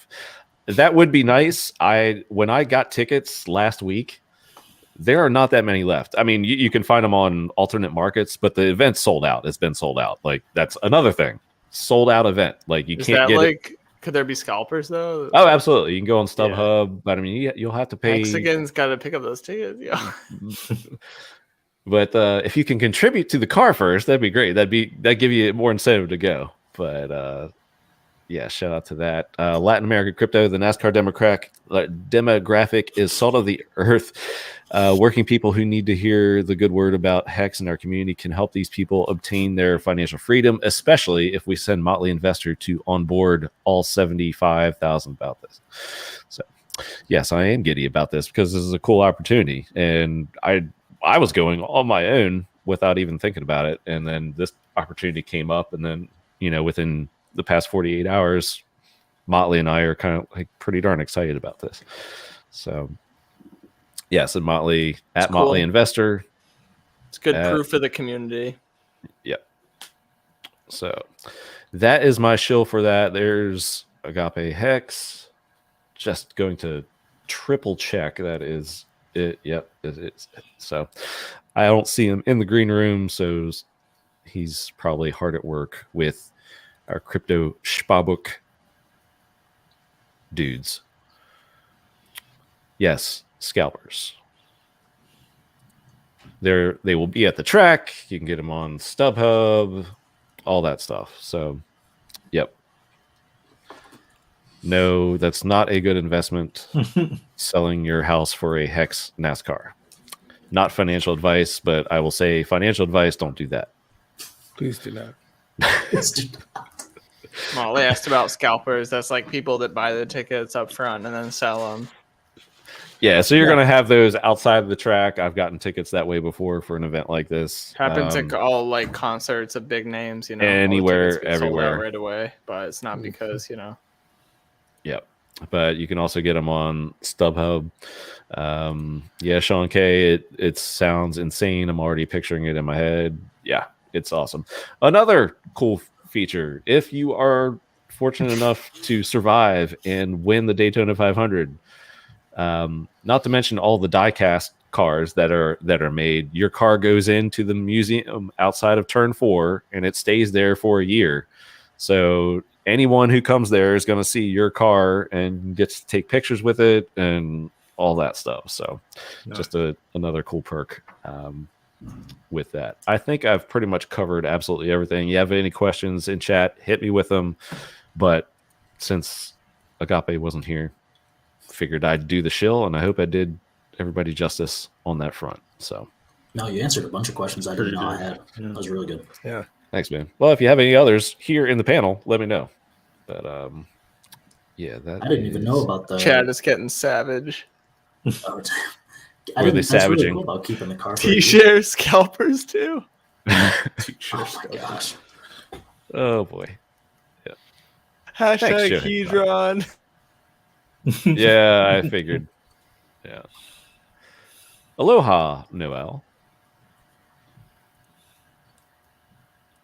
Do they have, I guess, just because I'm not as familiar, so they reached out to me as well so that we can bring it up in the next Twitter space, which I guess we'll have to get that going because you said the 26th. I believe it's 26. Motley, correct me in chat if it's otherwise, but I'm For pretty sure. sure it's the 26. Yeah. Cool. So then we'll want to be sure that we get some airtime on that. But I just lost my thought, but probably because I'm just like I'm going through all the visuals in my head. Yeah, what somebody they look brought like. up like the driver should definitely be Hex again. Well, I mean, there's plenty of time to that. Has he talked to Motley Investor yet? That's all I'm saying. I don't know. He will be. So yeah. But Would make yeah, sense. Josh. I recall my question. Oh yeah, go ahead. Do we know like what platform are they using for the fundraising off the top? Is this going to be That- something where if they fail to meet the goal, all the funds are Yes, as far as I know, yeah, we did briefly I should touch know on if that there were, last like, night. tiers So of, like- right now we want people to commit, and again, wish Motley was here. Of course, he's on I-95 or wherever he may be, but yeah, it's not like, oh, we got to 550,000, fell short, sorry.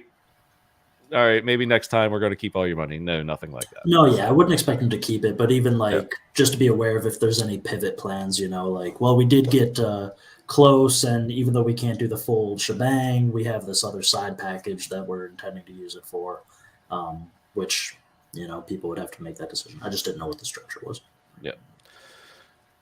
Yeah, so we can.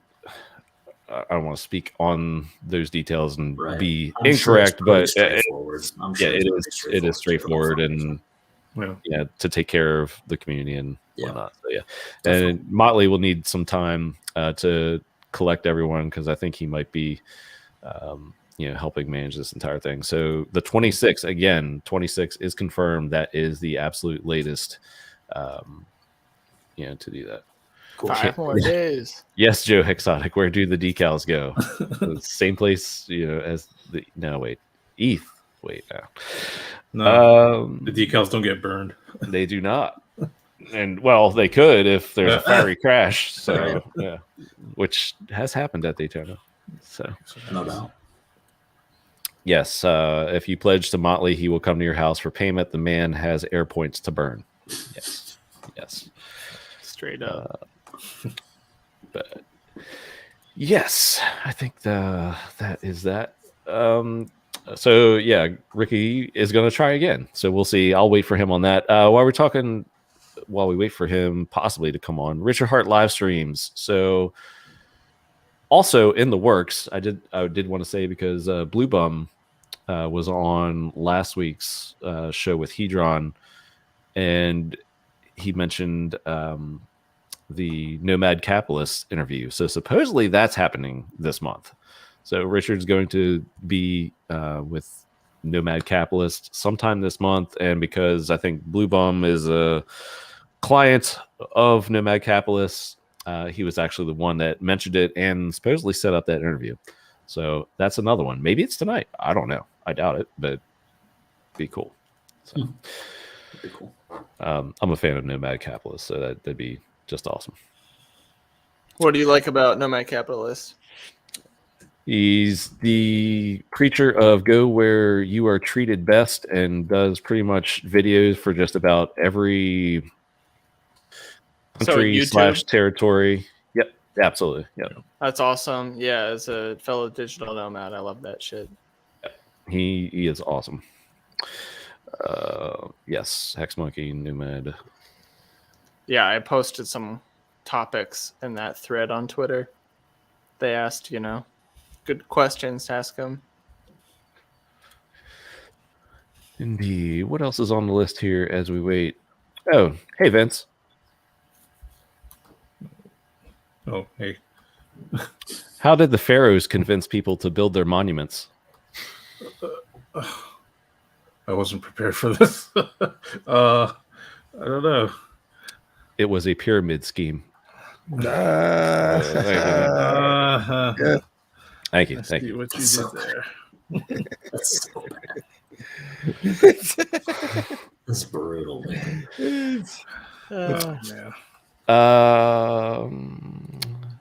Hey, Vince. Hey, Cabana. Yeah, we haven't got enough participation from Vince. The fuck is this? Oh yeah. What? Random tweet. I don't know. I like this Twitter integration that we're doing. Your guess is as good as mine. They're all tweets I have never seen too. What are you doing, Vince? Cabana for the production quality, man. This is awesome. What are you doing, Vince? I don't remember. What's going on here? Looks like you were contacted about some conversation there by someone who's been on this show before. Yes, twice. Oh, twice. Okay. Right. I mean, she's been on the show twice. Oh, Yeah. So you've know an awful lot about her. Yeah, it's courtesy of our main host here. I merely made the introduction, Vince. That's all. You guys. You can't get mad at Cabana. You were the middleman. Oh yeah, Bitfinesse is gonna have my ass. Sorry, Bitfinesse. I am not a middleman. I don't identify as one. Have no middleman, no admin keys. Yes, absolutely. All right. Looks like Agape is still not able to join. I'll make one last plea. And yeah, I think the chat saying something about like a Pulse car. I think it would be awesome to have like, a Richard Hart car where you could have also like Richard Hart calls to action, like call the BTC top, on the side. Imagine seeing that pass you.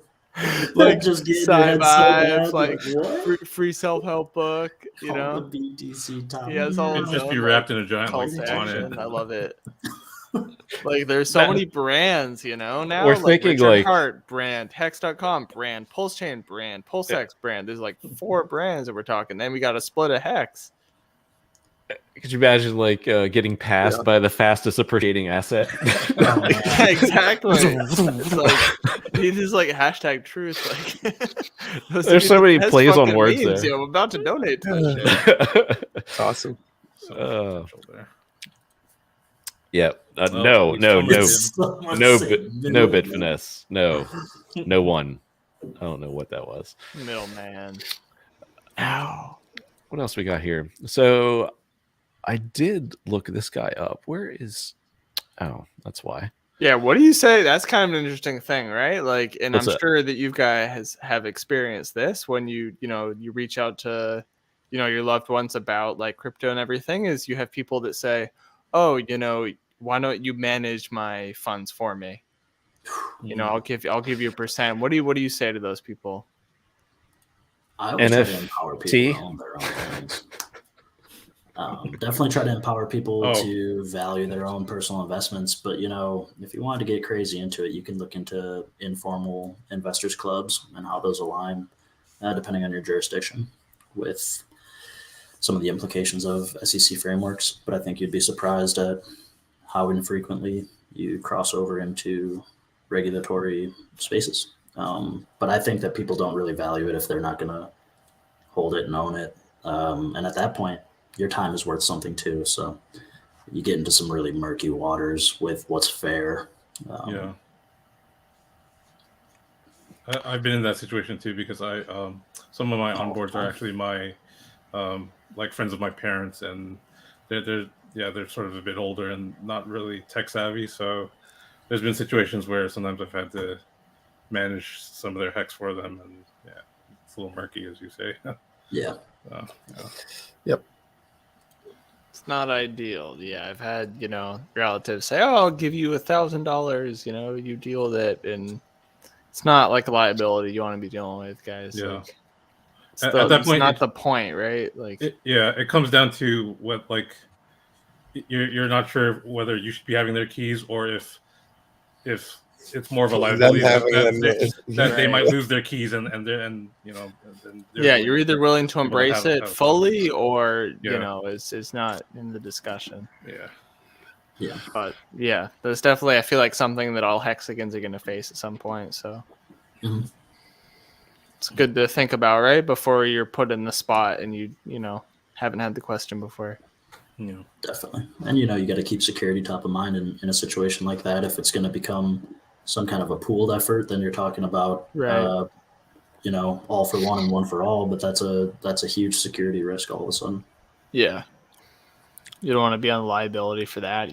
Giving yourself more jobs than you need. I just bring this up because it is kind of funny. If anyone knows the show or OGs and Yashdeep's voice, if you close your eyes and listen to Hex Orca speak, he does kind of sound like Yashdeep. It's weird, man. I did not even put that together. Have you ever seen Yashdeep and Orca together? I don't think they've been on stream together. No chance, man. This is sort of my first introduction to getting to do the video with the face and everything. So I appreciate Cabana we broke your stream in cherry. I am initiated now, so it'll give me the confidence moving forward with some of my content. I love it, dude. Hex Orca is looking awesome in the stream here. You got the hex background. Oh yeah, man! You got to represent everywhere I go. I'm leaving little symbols, what's up, man. Leaving the hieroglyphs for the future civilizations to find. Update. As you can see, I was right again. The discount increased and the price of Bitcoin went down. Buyers of GBTC got wrecked twice at Grayscale at Barry Shilbert. Love it, man. Oof. I've tried to become so much more peaceful on Twitter, and luckily Richard is savage enough for all of us. Yes, exactly. I'm trying to work on the positive outreach. He can murder people. I will step over their bodies to reach out and try to help the next person. Yeah. Damn. GBTC. I was like thinking that was a good option at first, before I understood like all the options with like a Roth IRA, for example. But once I knew you could get, Hex directly, I dumped all my GBTC. Very cool. Yeah, it was interesting because in the AA, the currency of choice was ETH. So it was fine getting rid of that, and you could free claim with BTC. And someone brought up like was it you, Orca, finally getting rid of your BTC? It took you a while. Was that? Yeah. Well, because so you don't have any more BTC. I own 0 BTC, and I said this last night to a couple of OGs. I don't think I'll ever buy back. And I said this, and this will be a Cabana Crypto happy hour special, something that I was never going to attach my name to. I don't think you'll ever see 100K Bitcoin in your life. Goodness. That is a statement. Yeah. What the fuck does that mean, man? The fuck is this? I'm just saying, that's a bold statement. Because that is a bold statement. You got the whole market moving with Bitcoin, then. Hey, man. If the Bitcoin maxis don't hate you and already, it's gotten they sure do now. What? It's like 69% of that. You couldn't show me a Bitcoin price that would make me interested. I don't think you could. Yeah, no, I'm not saying, I'm not buying Bitcoin anytime soon, but I recognize its weight in the market. Sure. Hey, man, rotary phones used to have a ton of weight. They are actually really heavy. Yeah. So does no shit, man. Bitcoin could die, and that's home defense for the maxis. Yeah, man. Those you can really slam a phone down. That's something that you can't do. It just doesn't hold the same. Yeah. I went over the reasoning, and I won't suck up the airtime with it. But personally, no, I don't see no it. Respect, man. I understand. I fully agree. I think that's the one So people now if haven't you see really Bitcoin we haven't really really start seen. I dumping, don't think we got it's any because like the hard follow Bitcoin call. maxis, right, Orca, in that space. Like There were just a couple, but they came to so speak. here's the thing: they didn't really understand the underlying technology or its limitations. Yeah. So that when we started to discuss even just bonded liquidity, and they realized that there was a way to kind of escape the power, the gravity of their investment. But then when you start going into modularity, when you start going into the maybe you need the Lightning Network to be effective, and it's like, is this crypto anymore? I mean, let's like if you're looking at if you're looking at market cap, which whatever that means. I mean the total market cap of all crypto is like 1.7 some odd trillion, and Bitcoin's is less than 700 million. So it's like, $1 trillion plus of non-Bitcoin related money is in the crypto markets, which is considerably more. That means Bitcoin's like less than 50% of the weight in the market, because that used to be a pretty big indicator, is like the what percentage of the market was Bitcoin. So it's definitely not nearly as strong as it has People been. are branching out, even institutions, and it's going to be really exciting once they find HEX, and it could take another 3 years, and that's fine. Yep. I'm happy to be wrong on it, because there's a lot of people that would not do well if you don't pump and set new all-time highs on Bitcoin. And like, I'm thinking of countries. There's people that would really, dude, fucking El Salvador. So, like, I don't What's take gonna happen to El Salvador like, if it never goes to 100K? Told you Bitcoin get wrecked. It's just that I don't personally see it. And if anyone wants to make the bull case for 100K Bitcoin, I'll listen. So I would say the market, man, the US dollar, right? Because like that's the price that you're saying that in, is like, it's not only Bitcoin appreciating, it's the USD depreciating. But you see, there's a huge based difference. on that, There's we're a huge 100% going to have between- 100K Bitcoin. So like, I'll take that stance. Sure. What's HEX's bonded liquidity to Bitcoin? No. Just what assets does HEX's liquidity have its backing with? USDC. There's two. All right. USDC and a little bit of ETH. Yeah. Okay. What about Bitcoin? What are the major liquidity pairs for Bitcoin? I don't know. I don't know any. Fair enough. So ETH is a big one, but then there's a huge difference between USDC and the US dollar. And there is a lot of fiat currency that is paired with Bitcoin. Why? Because Bitcoin is on centralized exchanges. And there's fiat on-ramping that is not going through a crypto. They're not going US dollar into USDC into Bitcoin. So what happens if the asset that you're paired in with liquidity depreciates?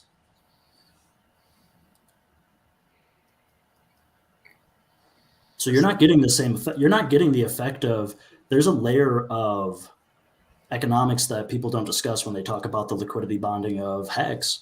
Yeah, it's phenomenal to be paired to USDC, but you wouldn't like it if you were paired to the US dollar.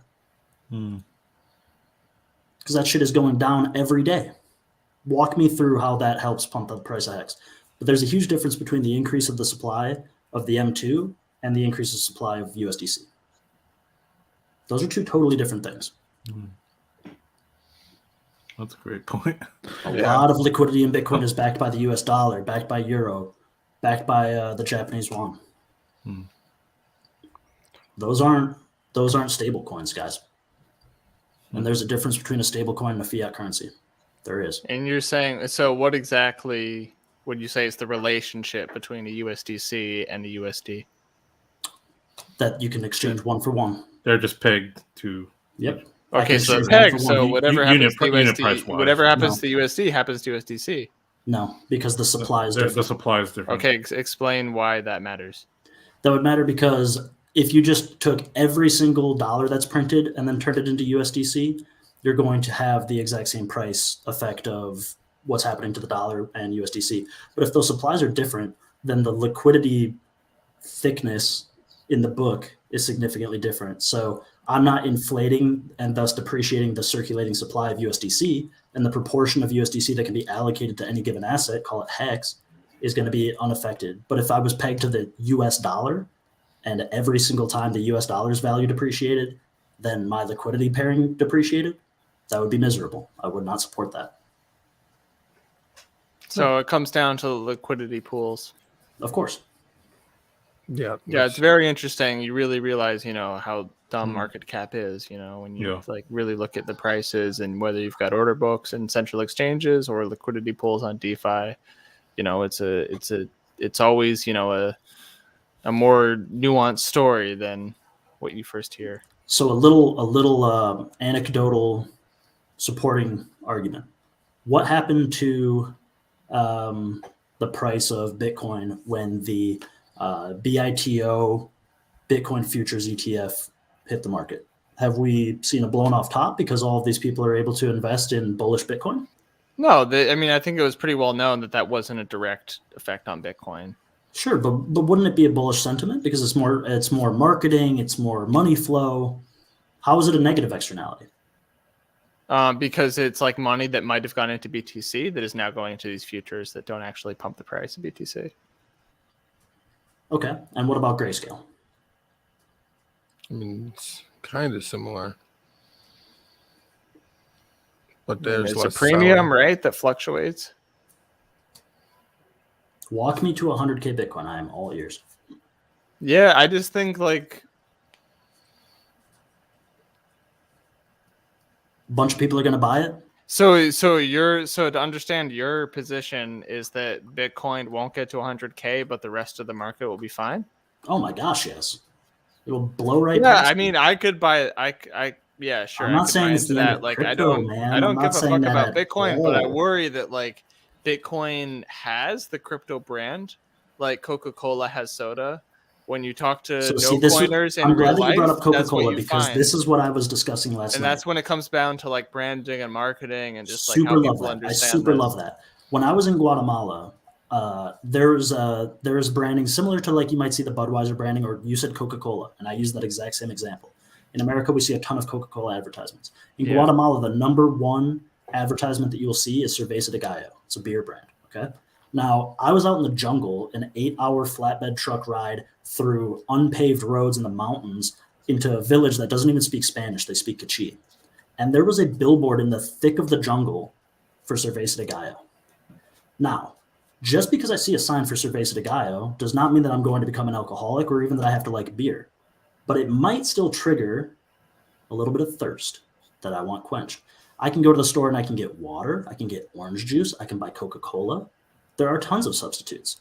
So what Bitcoin is really doing, in my opinion, is bringing awareness to the alternative to fiat currency, and that is crypto.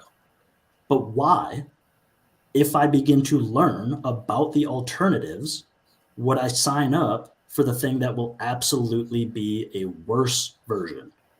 You want to be hungry every day? Because that's your first association with the idea of financial freedom or whatever the meme it is. That your first association was probably breast milk, son. Like, what are you? you still sucking on the I still love breast milk. Yeah, sure. Who doesn't? But you probably drink more water these days, right? Yeah, like it's an interesting debate for sure. I don't have anything on the Bitcoin side, but just to make it interesting, just to play devil's advocate. I mean, Bitcoin, it's like, GE, right? Like certain stocks, just kind of certain assets can die, and that could definitely happen to Bitcoin.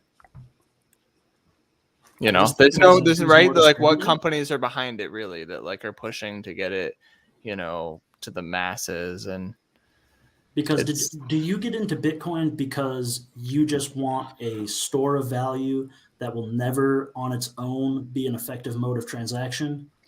Or do you get into it because of the concept of crypto? I guess is my question.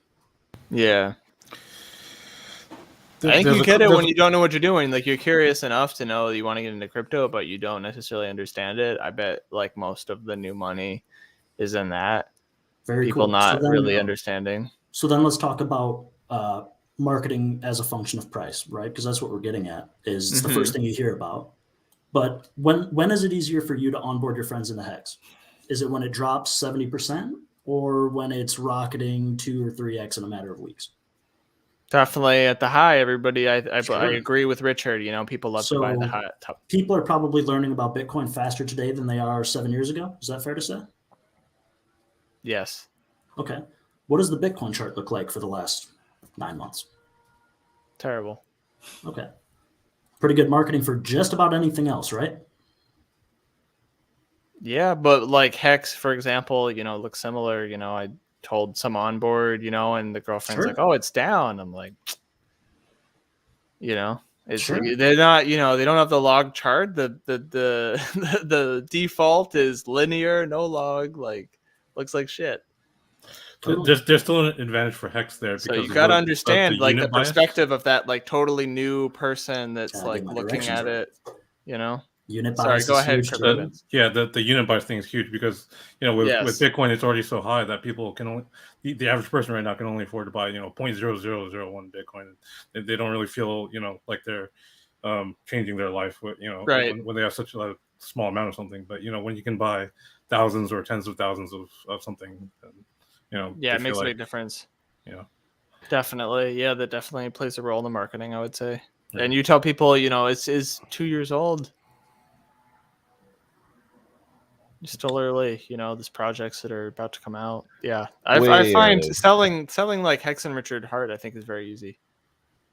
I think once you've bought it and you see your balance, that too, Bitcoin, the T-shares, they come in, you're like, how did this money even Sure, but think about it on the Bitcoin side. Say that you're a genius and you identify 38K as the Bitcoin bottom. Yeah. And everybody was just telling you for the last 9 months that you were going to have 100K Bitcoin by the end of the year, which I believe, if my calendar is not deceiving me, is 2022 now. It's almost February. Pretty sure. So you're holding on for your 100K Bitcoin because that's the next mega leap, apparently. Yeah, but maybe you're buying in Voyager and you're getting 6% interest every month on your Bitcoin. You think that's where the majority of the money is? No, but I think that that can happen to people that come into crypto. Like, they can just get stuck there, and then they'll go from there, and then they'll say, okay, I got some profits, and they'll buy some shit coins and stuff they can't even move. I think there's still a lot of work that the Hexagon community has to do, peer to peer.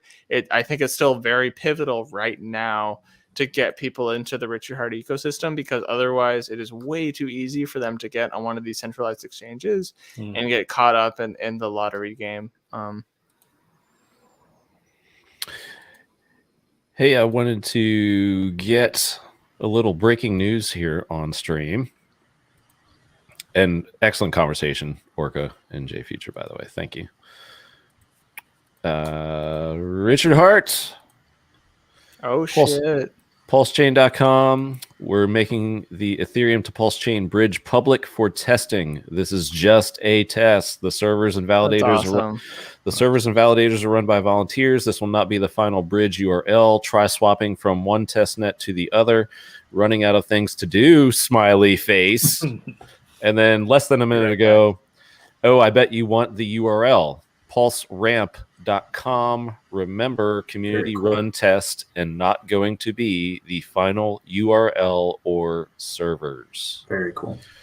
Do that with what you Just one last point to get back, because Future was talking about the centralized exchanges.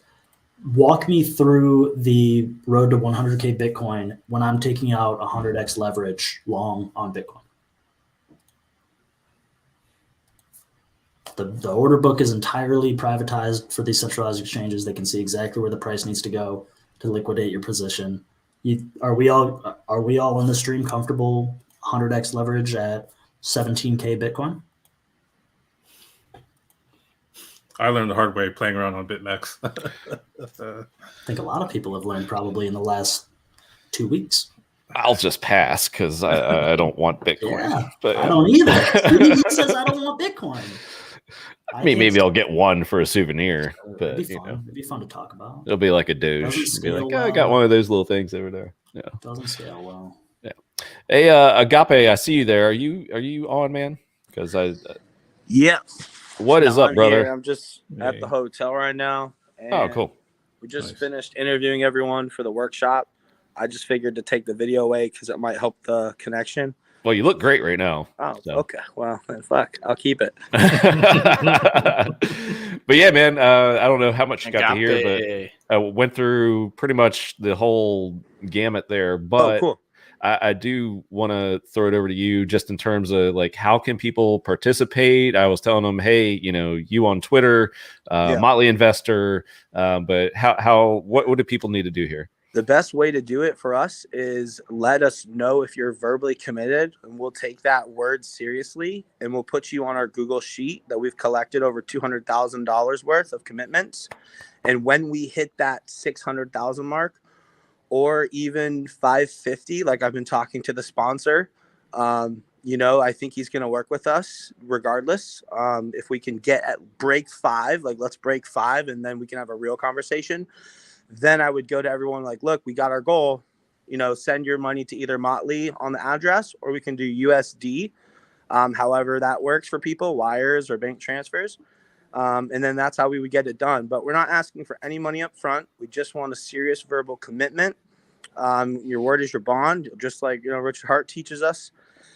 And yeah, so we have 6 full days. Well, 5 and a couple hours left in this night. 200K in 48 hours. Pretty sweet. I think it's 100% possible. So I don't know if I could share one little thing, Cabana, about whatever you want, man. Why I'm doing it. I think when we talk about marketing, these ploys don't exactly pay off necessarily. We don't expect a price pump necessarily right away. But for me, the inspiration came that NASCAR fans would resonate with Richard Hart. I just got done interviewing a guy who works in a hardware store, but now he retired because he put in a couple $100, couple thousand, and I mean he's just a multimillionaire now, and he was a blue collar worker 2 years ago, and now he's retired. And like I feel like that resonates with the NASCAR audience a lot of the majority of the guys. They're hardworking people. They want to know where they could put their money, and Richard's a straight shooter. Those guys love that type of talk. So dead on, Ricky. Oh, I thought you were saying like I'm dead or something. But yeah, exactly. So that's my thought on why NASCAR. Somebody tweeted, some of them are racist. We shouldn't do this. We shouldn't get into politics. Brother, I'm sorry, but like that's not, my head wasn't there at all. And if we're going to think about that, then we've already been defeated. So that's just noise. Don't even let that get in the way. That's not truth. So just don't let that be like a deterring factor. Oh my gosh. Well, something like that never even registered in my mind. And I'm a lifelong NASCAR it just goes fan, in and out. I go, you know what? Continuing on, you get a headline from the news spelled with a Z and you think a certain way. It's like, what in the stop. All right. Yeah. Right. Yeah. So again, it's the full car. It's all the uniforms, the crew, the pit, 10 owner passes. You get to go on the race, like on the floor. You get to go to the drivers meeting and you get to meet other owners. Michael Jordan owns a team. Pitbull owns a team. NASCAR's been more, it's been cool. It's been coolized a little bit. It's actually like more mainstream and popular. It's going to be the most watched Daytona 500 of all time. The most eyes on it. I mean, that's just in an opportunity for Grant, the director. I talked to him from the Highest Stakes. Maybe he'll hop over and check in and maybe shoot something. What a moment in time for us to be on the Daytona 500, like on a car. And JJ Yealy's a great driver. He actually could win the race. The Daytona 500 is up for grabs. That and Talladega, as Cabana was talking about yesterday, it's kind of anyone's race. And he's not a start and park kind of guy or whatever it's called, where they go drive and then put their like car away. This guy's like shake and bake. Ricky Bobby, if you ain't first, you're last. Like that's this guy. He's a real driver. He's committed to winning, and he knows what we're trying to do, and he'd love to do it. The driver himself. So with a lot of power under the hood too. I'm sticking to it. Yeah, with a lot of power under the hood. Hendrick Motors, man. So huge. So yes, good to know he's a good driver. Yeah, I mean he runs, I think, full-time Xfinity, which is a series right below the big boys. But some of these guys get sponsors that they're gonna run. So and they did say if we don't reach this, I just talked to April today.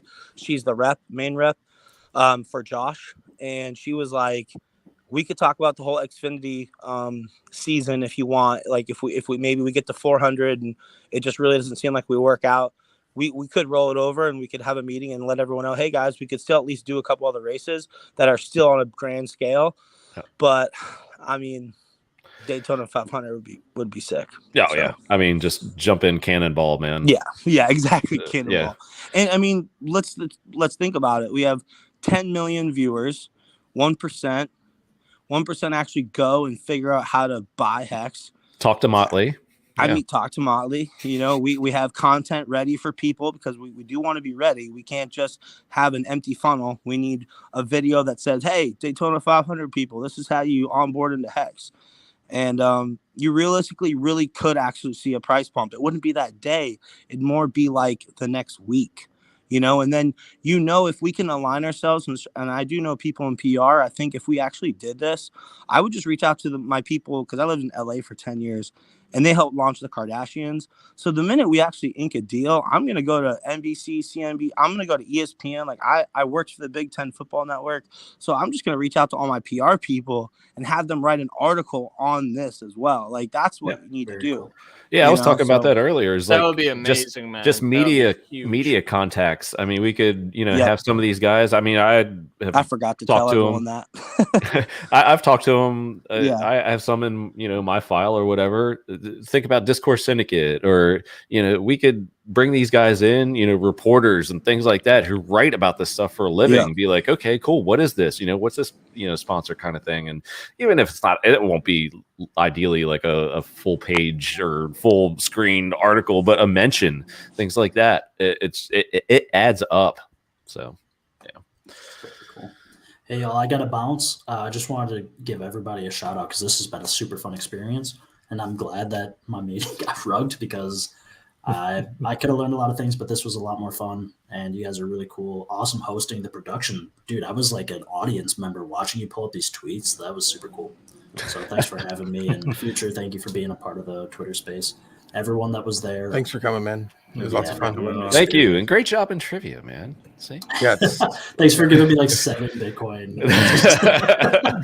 Yeah, Hex Orca, you're a huge Spaces like celebrity now. It's crazy. We're gonna keep it going, man. We're gonna keep it going. It was a really fun onboarding experience, and even just to hear different stories from different backgrounds. So right on. Absolutely. And just excellent points in your Bitcoin conversation just a few minutes ago. I think, you know, that's going to be replayed for a lot of people too. I'm sure that'll get clipped. Can't wait to get when it goes to 400,000. Yeah. And then we have a Richard Hart live stream tonight, hopefully. So more to come after us. So cool. Yeah. Thanks so much, man. And great job. I don't think I've personally thanked you, but thank you for putting that entire thing together, moderating, and just keeping it going, man. You bet. That was awesome. Step 1, right? We're just getting started. The record was only the beginning, so I appreciate it, guys. Sorry, brother. Thank you. Dude, take care. Hex Orca is the man. Give that guy a follow on Twitter. Seriously, if you're not like Richard Hart and Hex Orca, those are the top 2. Yeah. God, it keeps dropping, but yeah, we're pretty much close to wrapping up, which is perfect timing if the God Founder starts streaming here at any moment. Yeah, it's perfect. It's a good nickname for him, the God Founder. I'm also about to rug too, because I'm managing some family stuff here. So word. Well, let's shill ourselves and, you know, call it a night and get a pregame snack for Richard Hart. Big K, where can we find you? You can find me on Telegram and on Twitter at Big Krakowski, on Instagram as well. You can find me working on the Highest of Stakes movie. If anyone feels like donating to that, or the more the better things that we can do, we can cover more stuff. Ideally, the Daytona 500, you know, which I'm super excited about that as well. Then you can find me here and every other Thursday on the Steak and Bake too. Where crypto events? Let me, I guess, NASCAR questions. What chassis are they running? I mean, it's all the automakers. So you got Ford, Chevrolet. You're talking that car. What is it? I think it's a Camaro. I think the Chevys are Camaros. I think that's what you meant, Ewok. Sorry, I didn't understand your first question. Crypto events. Where can we find you? Yep. Crypto events 369 on Twitter and Telegram. I usually host the co-host the Hex Asian show, but we're kind of on hiatus right now, so probably looking to return end of the month. So yeah, maybe look out for that on Monday mornings. And J __future. Yeah, I that it? guess I couldn't get Underscores? the no space, and I couldn't get the single underscores. So That's how we can find you on J Twitter. Future, thank you, Cabana Crypto. It's been awesome. thanks Yeah, for I'm coming J on, bud. Future on all the socials, Twitter. Follow me on YouTube.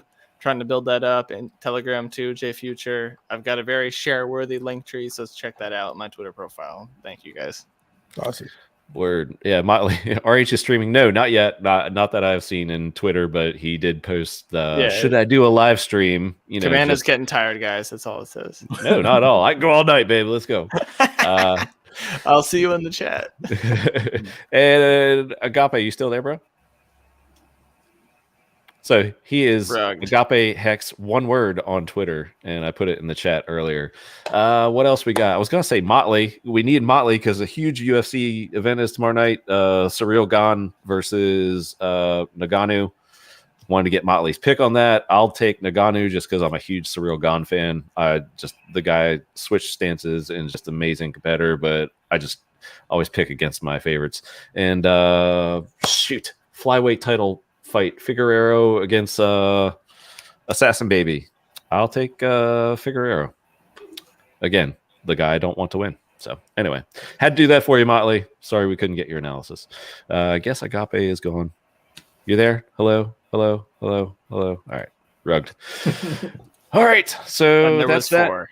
Yes, and then there was 4. Just 2 quick notes before we close. The 4.5 million hex stake just emergency end staked. Penalty 2.5 million hex. Ouch. Ooh, wow. And a buy of $250,000 USD just hit minutes ago, 1.36 million hex, and we are currently at 18.1 cent. So Nice. hey, yeah, Benny, Quite the dip. sad to say, yeah. All right. Thank you, chat. Thank you, everyone. Big K, Crypto Vince, J Future, Ricky for coming on there, and Hex Orca, just the man of the week, the employee of the week and month for Hex. Well, that would imply expectations. So just the Hex skin of the month. Outstanding job, brother. And Yes. thank you. And hopefully Jay and Orca, you guys can come on again. So That would looking be forward to great. it. That'd be awesome. Motley Investor and or Agape Hex to get on the list, the spreadsheet for commitment. We're well over 200,000, might be 250. So almost halfway to our goal, guys, and we got 5 days left. Awesome. Best community in crypto. Motley's going with Nagano. All right. Love you guys, and we'll see